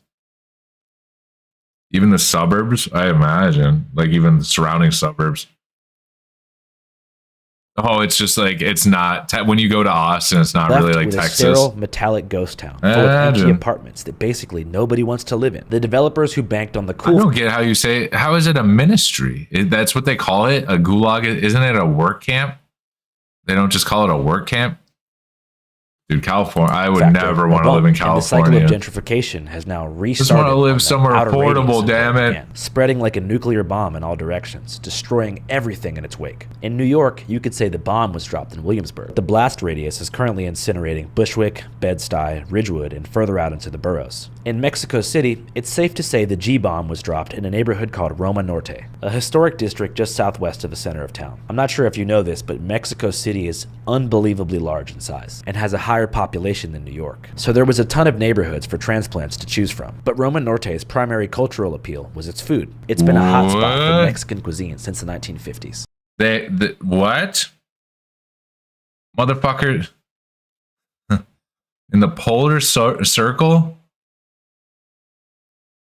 Dude, I mean, you can get, some chilaquiles or some tacos for 4 pesos, and it's like fucking good, I love it. It's great. The prices are great here. You feel they upgrade the prices? No, yeah, I feel like in some places the prices are going up. I mean, Roma Norte is ridiculous. Condesa is so expensive now. I looked out because I feel like Juarez, it's still a little local, but it's like the Brooklyn of New York. In the center? Yeah, in the center. It feels like it's like an old New York, Okay. Beyond cultural appeal, another factor that makes cities ripe for gentrification are natural disasters. One example would be New Orleans, Louisiana. In 2005, Hurricane Katrina struck the city, killing 1,800 people and So Gulag is not an actual place. It's governing ministry of work camps. Oh, so it's not like when you say you're going to the Gulag, it's not like a specific place. The Gulag is the idea of the governing ministry of work camp. So it's the governing body is the Gulag. Placing half right? Am I saying that correctly? One of the hardest hit neighborhoods was the Ninth Ward. Because of the city's city's levee so much. The lower Ninth Ward was almost totally flattened by floodwaters. However, in the upper Ninth Ward, a neighborhood now heavily rebranded as the Bywater District, homes remained intact despite all of the... Fuck you, school. Fuck you, American education system. You ain't taught me shit. These homeowners having been relocated elsewhere to cities like Houston and Atlanta, where many of them lived in FEMA trailers, awaiting insurance checks and government aid. In this desperate state, and amid an uncertain future for a broken New Orleans, real estate agents swooped in and began buying entire blocks of Bywater homes in cash from their recently displaced owners, setting a foundation for a hipster enclave that will thrive about 10 years later. According to many Mexico City locals, the story of what happened in Roma Norte is actually quite similar to what happened in the Bywater. Roma was the epicenter of the 1980s. Knowledge, nay. You have came into knowledge. The gentrification of Mexico City. How's Nay doing this morning? Maybe, hold on. I gotta go up a little. Let's do this.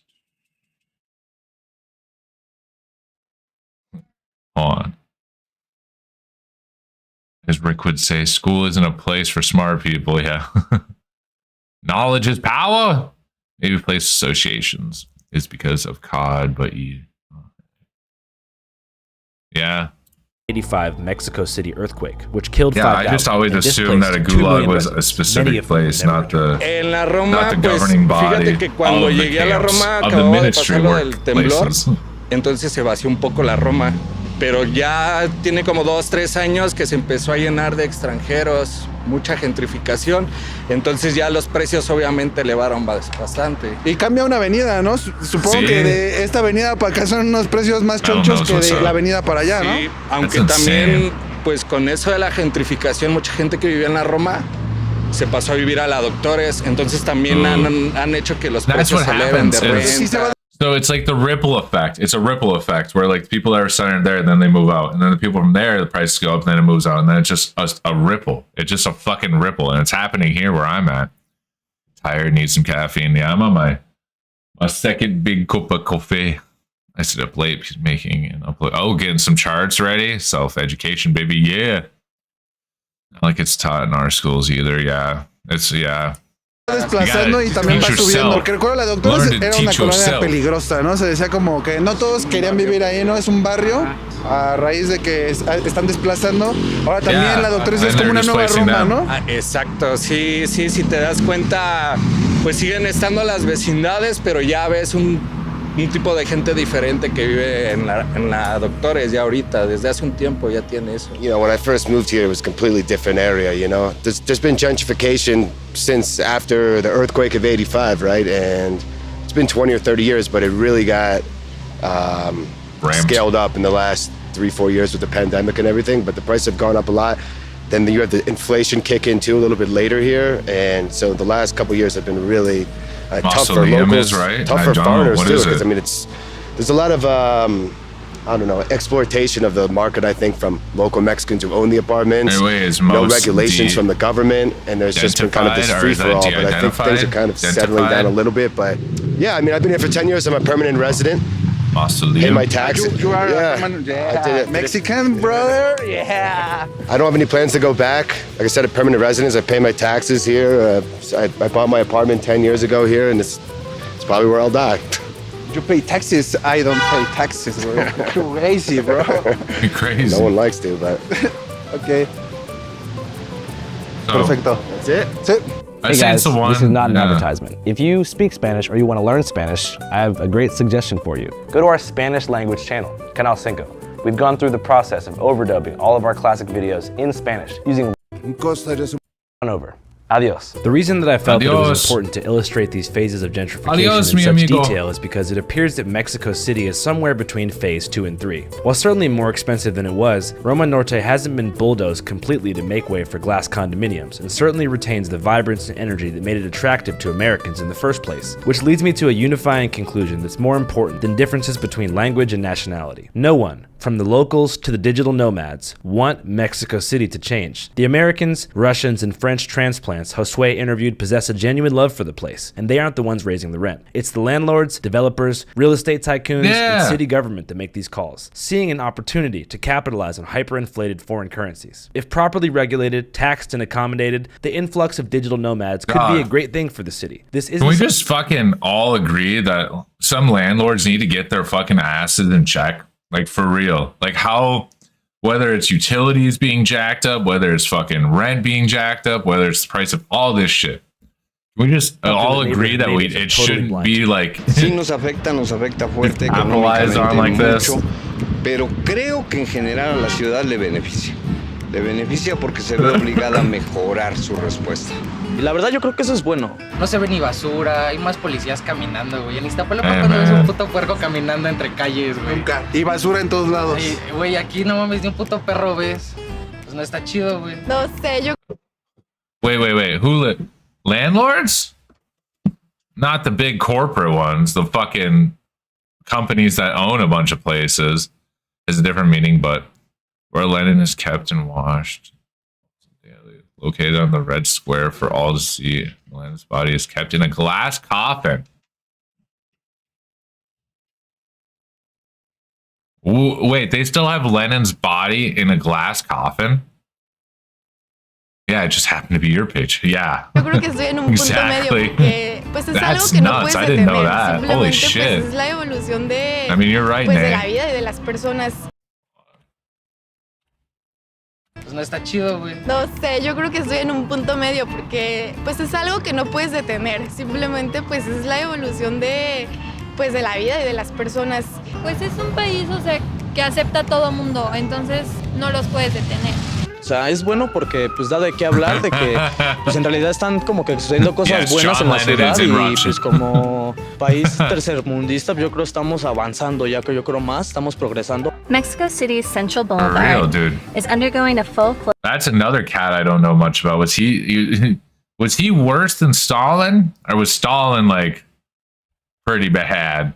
alleged renaissance as wealthy Mexican and international firms stake ever bigger claims on the landmark promenade. La primera palabra que aprendí en español fue la cuenta, por favor. La cuenta for the restaurant. Una caña, una cerveza. Okay. It's creating tourism That's what I learned. Small businesses. Pero eso no deja de que haya otras cosas, ¿no? malas. Y pues de hecho mis 2 amigos son extranjeros. O sea, la verdad es de que ya cambié mi círculo social, lo dejé atrás donde los amigos con los que allá. ¿Por qué? Pues no había progreso, no veía progreso, aparte de que no les gustaba lo que a mí me gustaba. Y aparte lo más importante es de que pues todos estamos confabulados en esto, ¿no? I came here because of the war in Russia. Russians are fleeing the country. Flights from Moscow to all visa-free destinations look selling at out this. quickly. Okay. Yeah, I'm afraid of my life. Okay. Yeah. You working in DJ? Yeah, I'm DJing. Me and my friend Lane, we are making our project. It calls Zond. No hurry, no rush, no hurry. No And, Russian. Also, I'm That's a working crazy as a waiter Call of Duty one. restaurant. Ok. Yeah. Lane, mucho gusto. ¿De dónde eres? Soy de Estados Unidos, de Los Ángeles. ¿Y qué te gusta más, México o Estados Unidos? Los dos tienen sus cosas chidas, pero ahorita un poco más México sí me gusta. ¿Cuál es la razón por la que ahorita te gusta más México? La razón porque conocí a buenos amigos así Fled the y country. siempre me gustaba como el tema de Fled with the DJ. first opportunity to return only when communists won. Oh. Yo creo que pues al final de cuentas lo positivo pues es que puedes conocer a más gente. La mayoría que vivimos en Ciudad de México, como siempre ha sido una ciudad cosmopolita, donde siempre ha habido gente de diferentes países, ¿no? Yeah, y todos Russians are tenemos now compas que son synonymous de with otros Russian países y government la in neta most es que hay gente places. que pues es bien chida, ¿no? Y aprendes de su cultura. Like, are you saying like when someone thinks of a Russian person, they think of the government random too? cool artists on the street, you realize, bro, it's a beautiful place. A beautiful place that will likely continue to grow at an exponential rate in the coming years, as inflation in the US, as well as the rising cost of living, make things like home ownership nearly unattainable for the millions of young professionals entering the white-collar workforce. A recent Real. study conducted by MBO Business Partners suggested that 70 million Americans are currently expressing interest in adapting the digital nomad lifestyle. And of those 70 million, 9% are already putting their plans into motion. So what's been seen in Mexico City since COVID is just the beginning. In preparation for this mass migration, a number of countries, like Japan, have already introduced digital nomad visas, which require remote workers to file taxes I mean, in like, Japan, you live your life regardless just of like where how their I paycheck do. is Like, coming it's from. Something similar was advocated for by Well, a Mexico couple City of different Councilman nuances, Frida but- Guillen, who proposed something called a digital nomad tax that would charge them all a flat fee of roughly 3,000 pesos or 155 US dollars per month. But this idea was shot down by her constituents and never really came to fruition because, after all, this was an inside job in the first place. Airbnb recently struck a deal What? with local authorities to make this place one of 20 global destinations for so-called digital nomads. The mass buyouts of apartments in these neighborhoods to convert them into Airbnb. Yo, this kind of shit I don't like. This is the kind of shit that irritates the fuck out of me when giant corporations and shit like that go up and buy mass amounts. That's like when they talk about how many fucking houses were bought during COVID. Most of them were corporations buying up fucking houses. Foreigners was directly Assholes. facilitated by the city government, who pulled Now no can't punches even in own a evicting fucking tenants house. without warning. Assholes. This woman has asked us not to reveal her identity. After her apartment building signed a deal with the home share company Airbnb, she was given 5 days to move out. She says short Bro, notice. If you don't think homelessness is like just around the corner, just imagine this shit happening to you. I mean, not for you, Nay. Unless the bank comes and they're like, it's ours Evictions now, are becoming bitch. commonplace across the city. Que al final mucho de eso es... Her fucking, her bags look like wrapped up kilos, dude. Es un problema conjunto, ¿no? Porque también quienes están subiendo este precio... Right? That's what I'm saying. And then it's just getting way too fucking out of hand where like the old days when it used to be, and I hate doing that, like back in the day, but like there has to be a line where you can't just be looking at like these rentals as just like people live in them. And a lot of corporations don't look at it like that. Like they could give two fucks. Están aprovechando que están viniendo extranjeros aquí a rentar, ¿no? It's like fucking here, like literally, like this is all like original shit, like fucking like, and it's just insane how much they're charging for it. If I understand American pricing correctly, homelessness is almost always one medical bill away. Yeah, you are not wrong with that. Porque not wrong with los that. extranjeros no la están pidiendo, es de los propios mexicanos. ¿Lo suben ellos o lo suben los propietarios de estos It's departamentos, nuts, de estas casas? ¿No? Entonces es un fenómeno conjunto de que llegan muchos Like, extranjeros y claro, like, los one dueños of my de kids get really departamentos dicen, no sick, mames, le podemos sacar más medical dinero. bills pile Y up, entonces I'm como fucking va pasando por cooked. las dos partes, ¿no? I'm Without already proper kind of restrictions in fucking place, cooked. the only group of people that could collectively stop gentrification right now are landlords. local landlords, which makes things even more complicated. Es un poco difícil, yo creo, porque pues los dueños tienen al final la decisión, ¿no? Pero como tal sí se deberían de poner. Yeah, and places like that should be held more responsible. No, you just take them to the emergency room and don't pay the bill. That's all.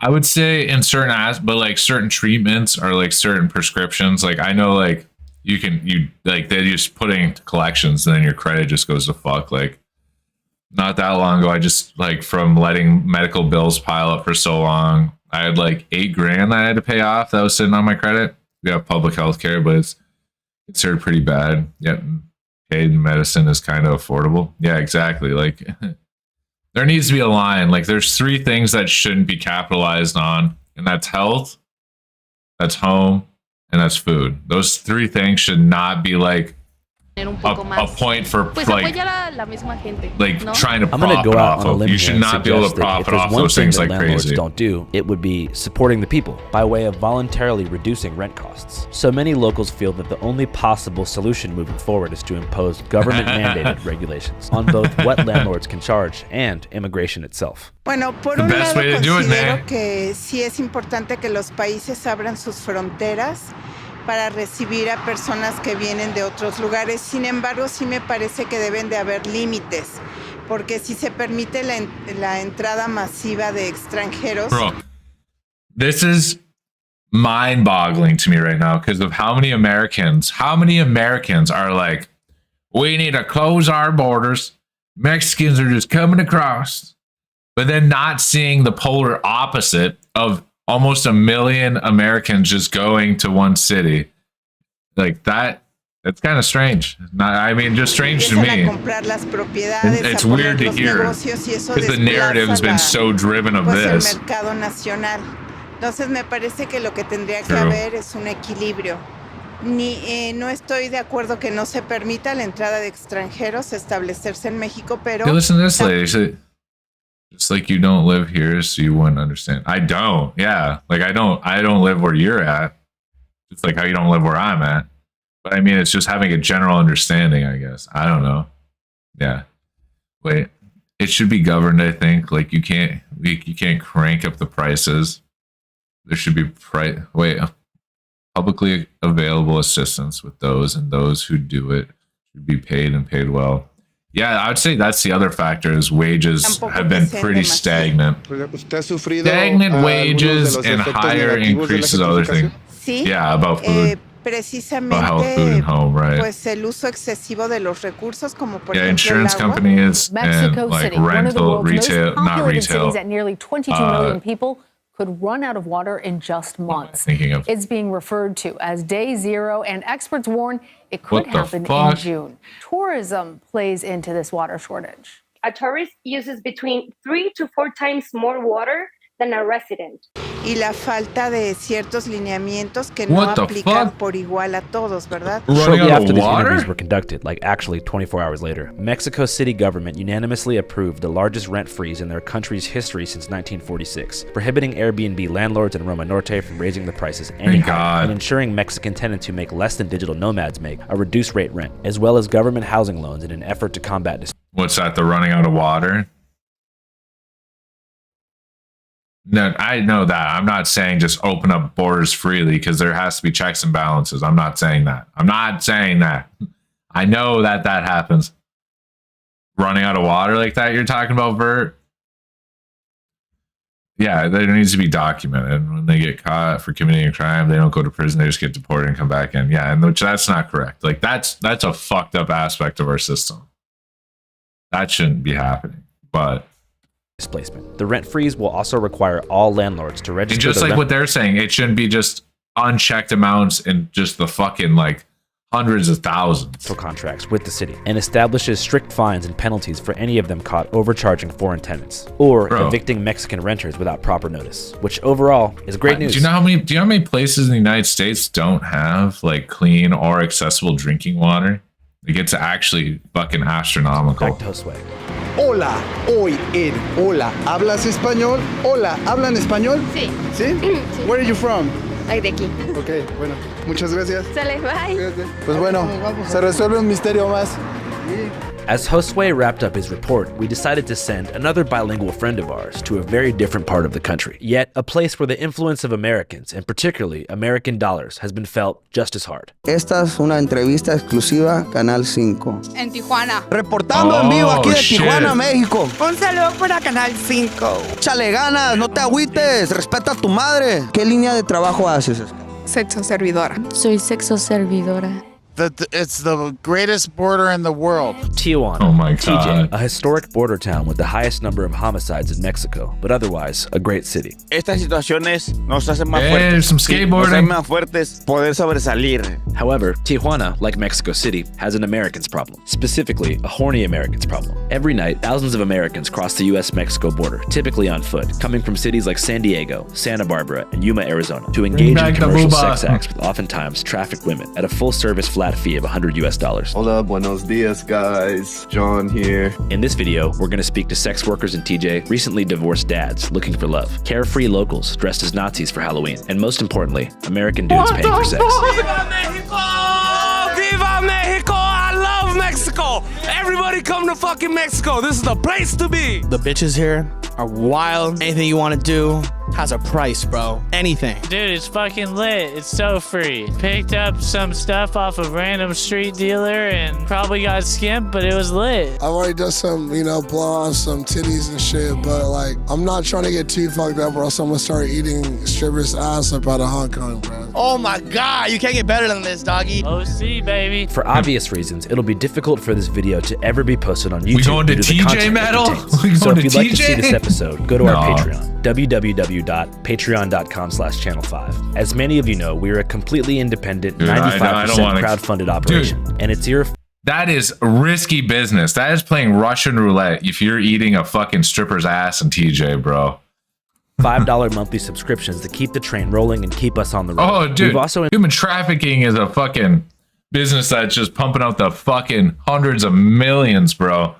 That is a never-ending business that we will never actually see the fucking Patreon bottom exclusive barrel show of. called Channel 5 Newsroom that gives our subscribers a behind-the-scenes look at our life in the office, in the field, and out on the town. So if you like this episode and want to see more, please consider supporting us. TJ's over here. Channel 5 Live Worldwide. You're on one end, that's on the other. Channel 5 News. Channel 55. We Dude, is there anything else on Channel 5 that came out? The Arizona Trump rally? August 23rd, 2000. No, I don't want to watch anything political. I've been bombasted with it. Bombasted. Anything on our homepage that's worth watching off the rip? I've seen this clip so many times, dude. For a couple decades, been letting this text ray from that day that I met Dre. So you liable to catch strays from the second you press play. I suggest they do not test like an essay. Cause like where my homies out west day, we can just say I'm like an R-A-P-E-R. Got so many essays. Wait, he didn't just spell the word rapper and leave out a P, did he? Yep, R-P, rest in peace. Damn, dude, that is pretty solid. Pretty solid, guys. Pretty solid. Any other video suggestions? Do we have any other video suggestions? What's going on with the hurricane? What's going on with that? Who Wendete is? I do not. Is that a YouTuber? Wendete.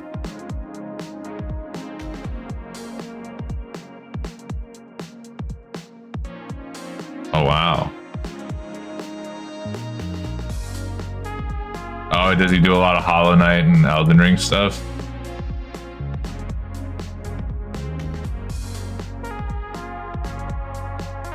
Oh, the fucking Crab Souls game.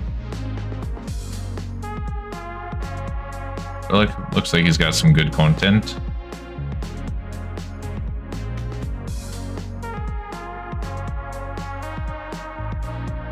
Really don't think.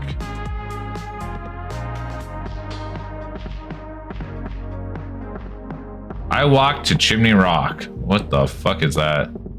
Whoa. What the fuck is this? What the fuck is this? למה הגעת היום למחאה? כי אני חושבת שהגיע הזמן לשים סוף לחטופים שנמקים במנהרות. That's deep rock. I feel like when you say that, I probably have seen it. I watched on, let's see.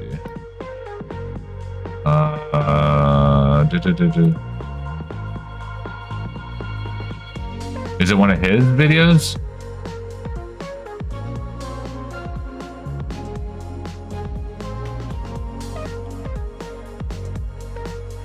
Yeah. Warning. This video is filled with insults, petty stabs, and pointless exposition, so if you're a little bitch and don't know how to handle that stuff, even though we both know you're a total masochist, then don't watch this video and instead go outside and pick some flowers or something. Alternatively, kindly piss off. These are the least efficient dwarves to ever exist. Welcome to Deep Rock Galactic. You're a dwarf stuck in a space station that has a nasty habit of sending its occupants plummeting deep underground on suicide missions. But just as the company you work for doesn't give a shit about you or your well-being, your useless brain cares more about kicking barrels around and stuffing them into the drop pod than the actual fucking mission. But that's just the premise, and you all know what comes before that. First of all, context.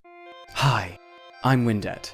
You likely know me from my incredibly patient guides to Hollow Knight, where I bully hopeless viewers into situations that they should want to avoid. In today's episode, did I hear Rocking Stone? You did, sir. World of Deep Rock. I thought this was the video you showed me, but it's different. Gist. You're an alcoholic destined to die on some perilous mission deep below the surface of an incredibly inhospitable planet that's filled from head to toe in flesh-eating insects. If that alone wasn't enough to deter you, the booze is shit, management cares less about you than you care about your hygiene, and the greatest achievement you will ever perform equates to stuffing every barrel on this space station into the drop pod before a mission. Rockin' Sure, Stone. even we don't know how you're still alive, but fuck it if I'm not gonna stick around and see how this shit show ends. Part 1. The mission. Management called, and they want you to drag your short, scruffy-looking ass into the drop pod to be sent God knows where on another fetch quest. First, finish your drink, select your location, get in the drop pod, and then yeet down into the atmosphere. As the altitude meter drops into the negatives and the shuttle shakes and groans to a halt, the door opens, your gun readies, and it's time to explore. What's on today's to-do list? Get this thing started and grab some of these as a bonus, right? At least for your sake, they know not to make it complicated. Strangely enough, the missions are never too difficult to understand, because management is far too aware of what they're working with.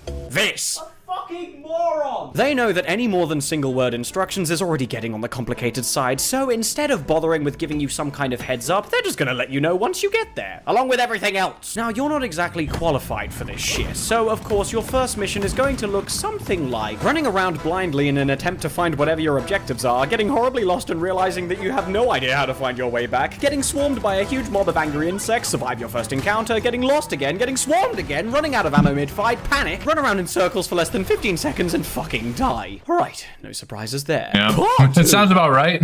Characters. Guess what? You died, and if you're wondering what went wrong, you stepped foot onto the fucking drop pod, and that was your first mistake. Thankfully, management is aware that usually one dumbass isn't enough to finish the job, so they hired a few more idiots to try and lower the odds of failure from guaranteed to 99.7. The different morons you can pick from range from Walmart Spider-Man, definitely unqualified, a literal mole, and a big man with a big gun that goes Thankfully, each of these classes are just as viable as each other, with the obvious drawbacks of each being low firepower but can go fast, will have way too much to deal with, gets lost in the wall somewhere, and doesn't know what to do when everything's dead. DRG recommends playing this game with friends, but I know that's a bit of a tall order for someone like you, so how about we cover some other stuff first? Part 3. Hazards. There's a difficulty system you play Deep Rock DRG much for known as the hazard rating. Put short, the higher the hazard, the higher your odds of being fucking dismembered. Hank plays but as it. a bonus, higher I don't know if hazard he's played it ratings lately. also give significantly bigger rewards and also act as a gateway to completing numerous achievements. But aside from the difficulty rating, there are some other things that are definitely likely to kill you. Like what? Like fucking everything! The literal first thing you're met with once you leave the drop pod is the suffocating realization that you can't fucking see. You're some 1,000 meters below the surface, and the only two things granting you vision are your headlamp and pocket flares, and you barely even know how to use them. You can't see the floors, walls, ceilings, enemies, anything without light, and given how everyone but the scout is only ever equipped with 4 desperately slowly recharging flares, you will undoubtedly be spending a lot of time down here peering into what looks like the insides of your skull. And if that alone wasn't enough, the next thing's out to kill you, and none other than the very things designed to help you down here. Meet Molly. When she's not wandering off to some location you were in a short number of seconds ago, she'll be sitting on ceilings, clambering clambering up walls, approaching desired locations at a fucking snail's pace, and pushing you off cliffs. She's a total asshole. Aside from the fact that she is literally one of the most important members of any expedition, she also sucks at her fucking job. Even the dwarves know this, and this game wastes no time in convincing you that Molly could honestly just be replaced by a futuristic wheelie bin and would do a much better job. Part 4. Missions. There's a few different ways that you can please management down here, and thankfully the work never seems to fucking end. While the majority of missions are fetch quests involving you just collecting stuff, sometimes they can be a little more interesting, like building pipelines to suck up liquid minerals or drilling into the side of a giant sentient rock? I don't like those ones. Anyway, let's get you back in there. First up, finish your drink, water your way over to the control desk, select a job, get the drop pod, slap the dice a few times, and then send yourself off on another suicide mission. Now, while your dumbass may have had a little too much to drink before getting here, you should still be able to make out the bleary outline of a primary and secondary objectives. This is where the money's at. If you want upgrades to your guns, picks, armors, and the rest of your gear, you're gonna need cash, idiot. The primary objectives are always worth the largest sum of money, with the secondary... But I used to watch a lot of World Culture. Half that. Raising the hazard level will also increase how much you get at the end of a mission, often to more than double, and any gold you find lining the cave walls will often fill in the rest. Completing contracts, assignments, and whatever else management wants done will also secure you a nice bonus, and if you're lucky, Jesus the beer of the day level might 60 bring pots of gold, which doubles the value of gold that you mine. By the way, if you find a gold rush mission at the same time, you can easily pull off expeditions worth like 10,000. Holy shit. But I know I can't talk numbers without frying your brains out, so instead, let's talk We gotta get back in. Part 5. Weapons. From shooty-go blams to flamethrowers all the way to teeny little peppering pistols, DRG pretty much thought of everything they could from a weapons standpoint. Each class has around 6 different weapons, 3 grenades, and a myriad of modifiers to pick from. wouldn't mind since all that rewatching. shit is way too complicated for your tiny brains, let's just talk about the absolute basics. The Scout starts out with an assault rifle and a double-barrel shotgun. The Engineer's got an auto shotty and a fucking grenade launcher. The Driller managed to get his hands on an honest-to-God war crime, and the Gunner just...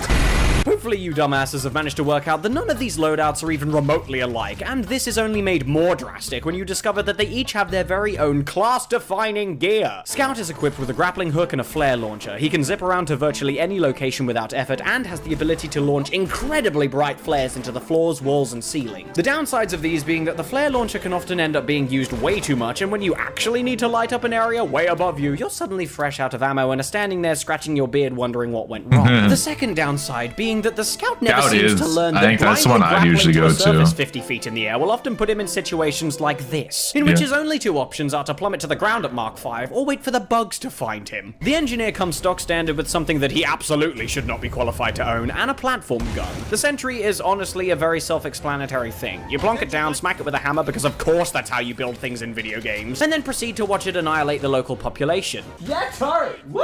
The platform gun, on the other hand, is basically just an instant ledge of sorts.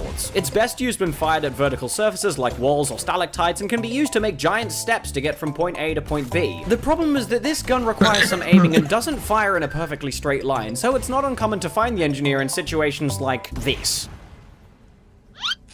Driller has what could possibly be the most powerful team-benefiting gear in the entire game, as he can, well...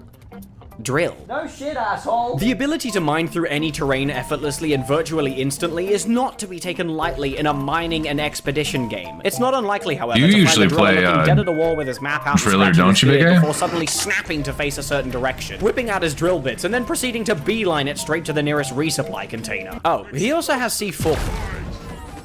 Hell yeah. Finally, there's the Gunner. Now, half of this man's This is what kit I is all started about at, kill. the Gunner. Simply put, his gear is even something that you idiots could understand. His first utility is a shield barrier that will fend off whatever bugs are around it and give the Gunner enough space to continue committing mass genocide, and that's it. He has no movement ability. He is completely reliant on his... Alright, fine, but can you really call this thing a movement ability? Fuck this grandma chairlift looking head ass. It's the slowest thing I've ever had to deal with, and it feels fucking shit. The zipline is probably one of the most underwhelming things that I've ever had the displeasure of using in this game. If you're going any direction other than straight down, it moves at a fucking snail's pace, and if you happen to take any amount of damage whilst riding it, it just throws you off. But he's not meant for movement. He's designed to kill. And that is made incredibly evident by how the zipline will absolutely not save you in a pinch.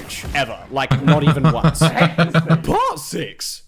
gameplay. Alright, if the last few chapters had too much information for your pathetic brains to process, then just try your best to focus on this one instead. First up, finish your drink, water your way over to the control desk, pick a mission, get in the drop pod, and then give the dice a good old slap. From here, strap in your seatbelts and try not to throw up on the way down. Once landed, whip out your gun, toss out a flare, and it's time to start exploring. First things first, clear the starting area. This is done by locating whatever minerals and collectibles there are scattered around the place, and the most likely things to find here are nitra and gold, with maybe a flower or two on the side. Gold, put simply, is just money, which makes it pretty self-explanatory, and nitra is used to request something called a resupply unit. Remember how you ran out of ammo the first time you dropped down here and fucking died? Yeah? This is how you avoid that. Please remember, it costs exactly 80 nitra to call down a resupply pod, and a typical nitra vein will have about 40 in it. In other words, 2 veins of red stuff equals you're less likely to die down here. Got it? Assuming you're completely alone down here and don't have someone else telling you how all this stuff works, then you've probably got 2 companions with you, Molly and Bosco. You can summon Molly to your location, granted about as quickly as I forgot about by Bosco. pressing C on your keyboard, and then you can deposit all of your minerals that you find in the hatches located on her sides.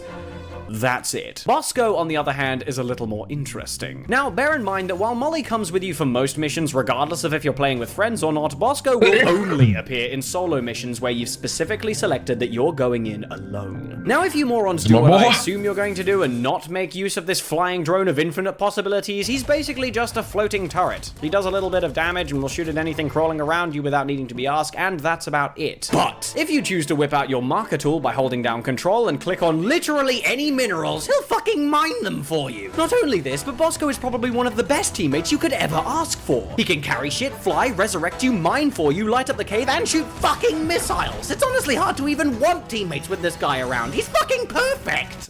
Anyway, so you've cleared out the first area, and have come to the conclusion that a grand total of 1 of your companions is fucking awesome. Now it's time to delve deeper. First up, whip out your terrain scanner by holding down M on your keyboard. I'd seriously consider rebinding this and have seriously a look around. consider it. Scroll in and out to see more of your surroundings and figure out where you're likely to go next. On typical missions like this one, the further down you go, the more likely you are to find the stuff that you're looking for, so use that knowledge to help make your decisions. Once you've figured out where you want to go, look for a dirt patch hiding in the walls somewhere and start to mine through it. As a side note, pressing space on your keyboard will align your character with your map. This kind of thing is incredibly useful when working with someone who's directionally challenged. Anyway, once you've broken through the dirt, now you've got a bit more time to explore. The only things to look out for are swarm warnings, grabbers, leeches, cliffs, molly, oppressors, goop, grass, wind, ice, earthquakes, fire, and the occasional loot bug. Just remember before you completely run out of ammo to press 5 on your keyboard and call down a resupply pod. Please don't thank me. I didn't do it for you. But 7, I think? I don't know, I lost count. Okay, so this is for the one idiot out of you who actually survived the mission. You've managed to snag your main objective and maybe even have your second? Okay, look, nobody's perfect. Once the main objectives get completed, a little button will appear on Molly that'll call down the drop pod. Press it, and management will send a giant drill-nosed spacecraft hurtling towards the surface at an alarming speed. The shuttle, of course, always lands nowhere fucking near you. It's not like Molly was the one to send out the signal, right? It's not like I've just gone further and further down, right? It's not like the resupplies always land where I asked them to, right? Why can't this damn shuttle go where I want it to? Anyways, once the drop pod has landed, you'll have about 5 minutes to scramble your way back to it in one piece. If you accidentally get lost, though, don't worry. Molly will leave behind some very helpful indicators telling you to walk sideways up a fucking wall to get back. Are you kidding me? And so the mad dash begins. Molly can go get fucked. We'll find her on the way back. But man, I wish we remembered to pick up these minerals on the way in. Fuck it, there's no time for that. We gotta Let's go. do it. Well, let's kill Tony show. Yes. Okay, that'd actually be kind of fucking hilarious. Mission done. That's actually not a horrible idea. Right? Good, because it's time to do it all over again. Only this time The involving problem is with that, we'd almost have to do it in GTA. Because then it would have to stay to the time. I mean, actually, that'd make it funnier. That'd actually make it funnier. These are the least efficient dwarves to ever exist, and my god, do they make this Let's game spitball fun. that idea in Discord tonight. It's a good video, Bert. Hella good video, Bert. Thanks for watching. This video took a hell of a long time to make, and I'd appreciate it if you show it But some then love by again, liking it would be funnier to try and stay with the times and create jokes with the times. It'd be harder. To join my free Discord If you server did and Twitch it streams in an instead. actual Links are in the server, description. that'd actually be fucking hilarious, dude. Do like a Kill Tony-esque. Yeah, I'm just gonna look at this real quick. Bro, I don't know what is up with my homepage, but it's been actual dog shit. Oh, is he? Like on Deep Rock? Oh shit. Oh, this one has more. This video is filled with insults, petty stabs, and painted sides, so instead of bothering with giving you some kind of heads up, they're just gonna let you know once you get there, along with everything. Yeah. Warning. This video was handcrafted for people who already have low self-esteem and now derive pleasure from being verbally curbed. It's the same one? No. If you aren't perchance a masochist, or are perhaps afraid you might enjoy it, kindly piss off. Welcome to Deep Rock Galaxy. No. What's up with the Red Dead Online? But how has Big Bird been liking the RP? I know he's been doing it more. I know we should just try and get into it. I still have Red Dead. Might as well play it. I don't have GTA. But then we have to download Red M, don't we? Sup, morons? My name's Windet, and welcome back to Idiot Central. You dumbasses have... Whoa, there's a large group targeting females in POC and dragging them around and killing them. Wait, what? What's a POC? Wait, females in POC. People, oh, what? What the fuck? Ghost Ship Games channel. We might play a game. We might just play another game of Magic before I gotta get off. Got about a half hour. Wow, dude. That's fucking insane. That's literally... already seen what horrors this game has to offer, so how about we delve a little deeper, shall we? Today... Windrose, Rock and Stone here.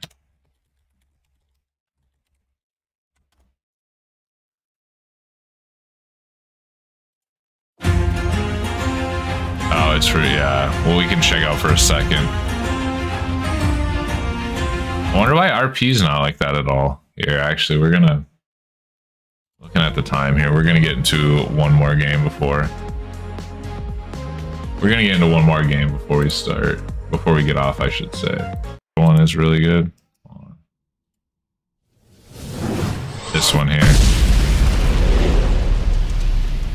I can play my winter deck.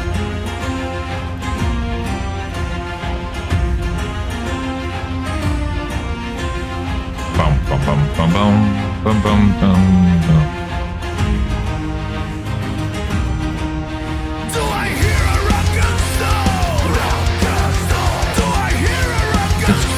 Rock and stone.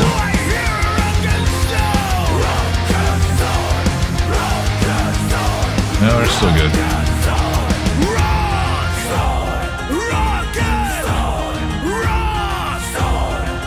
Yes.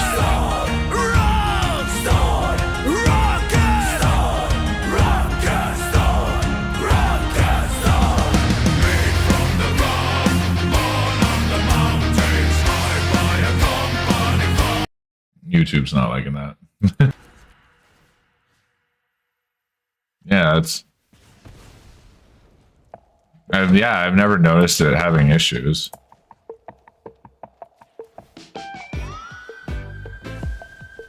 I'm just sucking up all these motherfucking things. All attack, baby.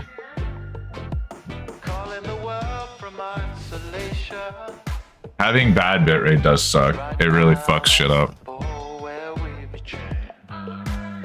Yeah, listen to this song at least once. At least once.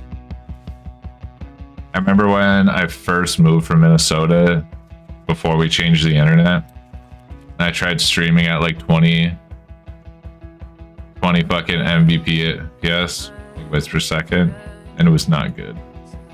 I want to strengthen them up.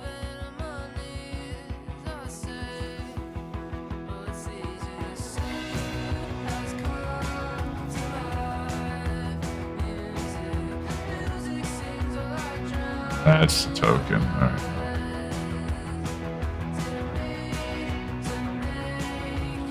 We'll do this. We'll sack this, surveil 2 and draw. Gonna be a beauty.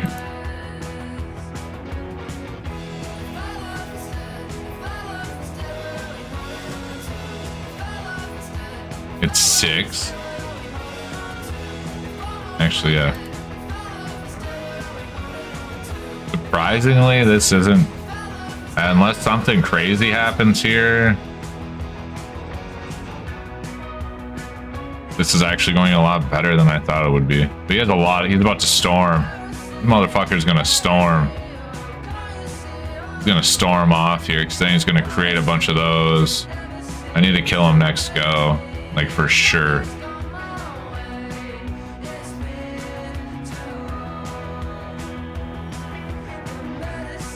There we, oh yeah, there we go. There we go. Wait, no. Do this.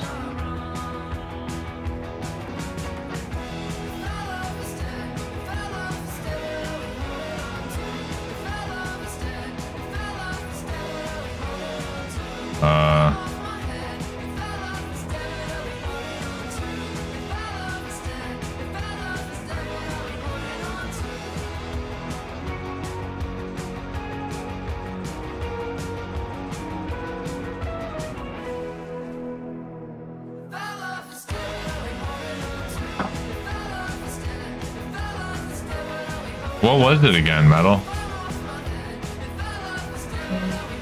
So you go to 2. There you go. So he's gonna have to severely storm off here. Strandberg. Anyone have a song recommendation? Any song recommendations?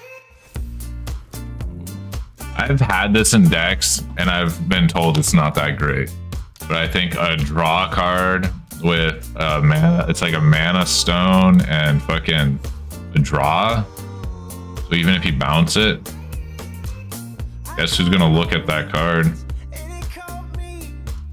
How much is it? 6.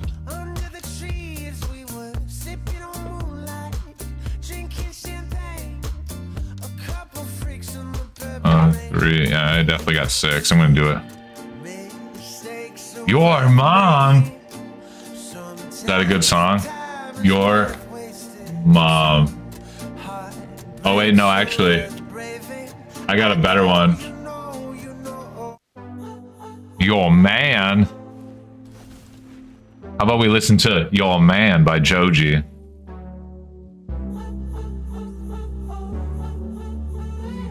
I don't really have any creatures underneath here. This is all spell other than the one.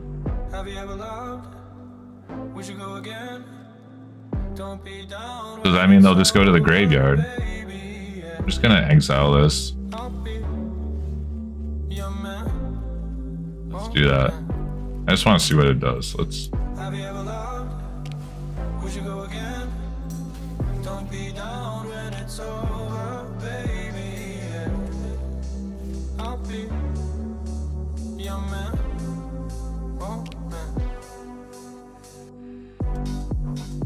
I fucked this up. I shouldn't have done that.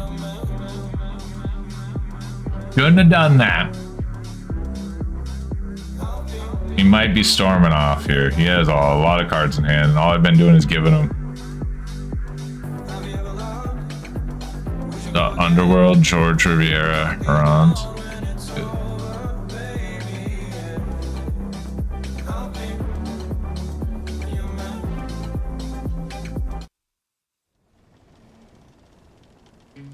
Friends, Cersei's instructions were clear. No matter what we hear. Is this a musical song? Until we find the prophet, my comrades. This land confuses your mind. So no matter I've never listened to this before. Never have I ever listened to this. Joji is cool. Yeah.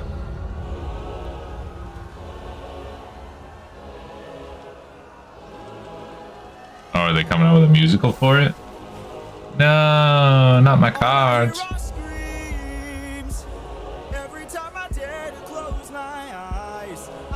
Better kill me quick. Oh, fuck. Yeah. Yeah. Now I have a creature, instant, artifact, and enchantment. 4.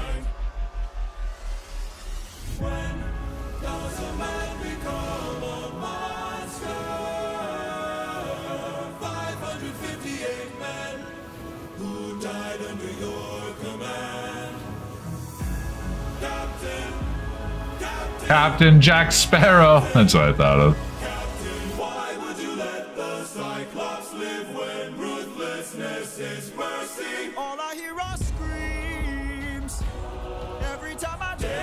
Can do this.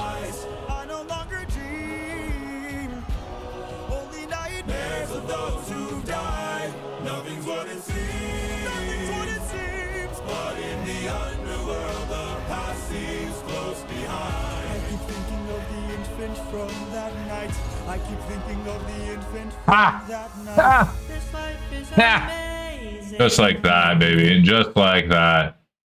Just like that, we won it. Oh yeah. We win it. GG, baby. GG, GG, GG. Alright, we're gonna go right out. Thank you, Vert, for the recommendations and the knowledge what a gulag is. Thank you for coming out and chilling. Bass Girl Nick, Nay, Metal, Big A coming in and chilling. All you cats, mucho gracias, all of you. I think I'm following Iron Wolf. Who should we go raid? Pro Tour. Oh, they're watching Pro Tour stuff? No. Oh, France. Go here. Meebo. Right out to Meebo. Thank you, everyone. Mucho gracias. Before we go, everyone make sure to follow each other if you want. Prefer. Everyone spreads the love. Big A too? I think I said Big A. We're gonna raid out here. Oh, whoa. Yeah, what is this? Draft. They're doing some drafting. Alright guys, everyone, mucha love. Goodbye. Whoa.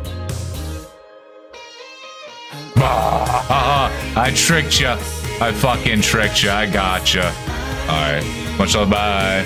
Much love, bye.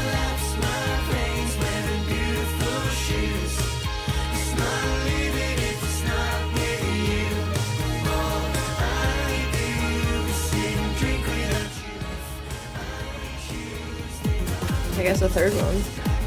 Cage the Elephant, thank you for the raid. I hope you had a great stream. We are playing some limited here, which I'm enjoying so far.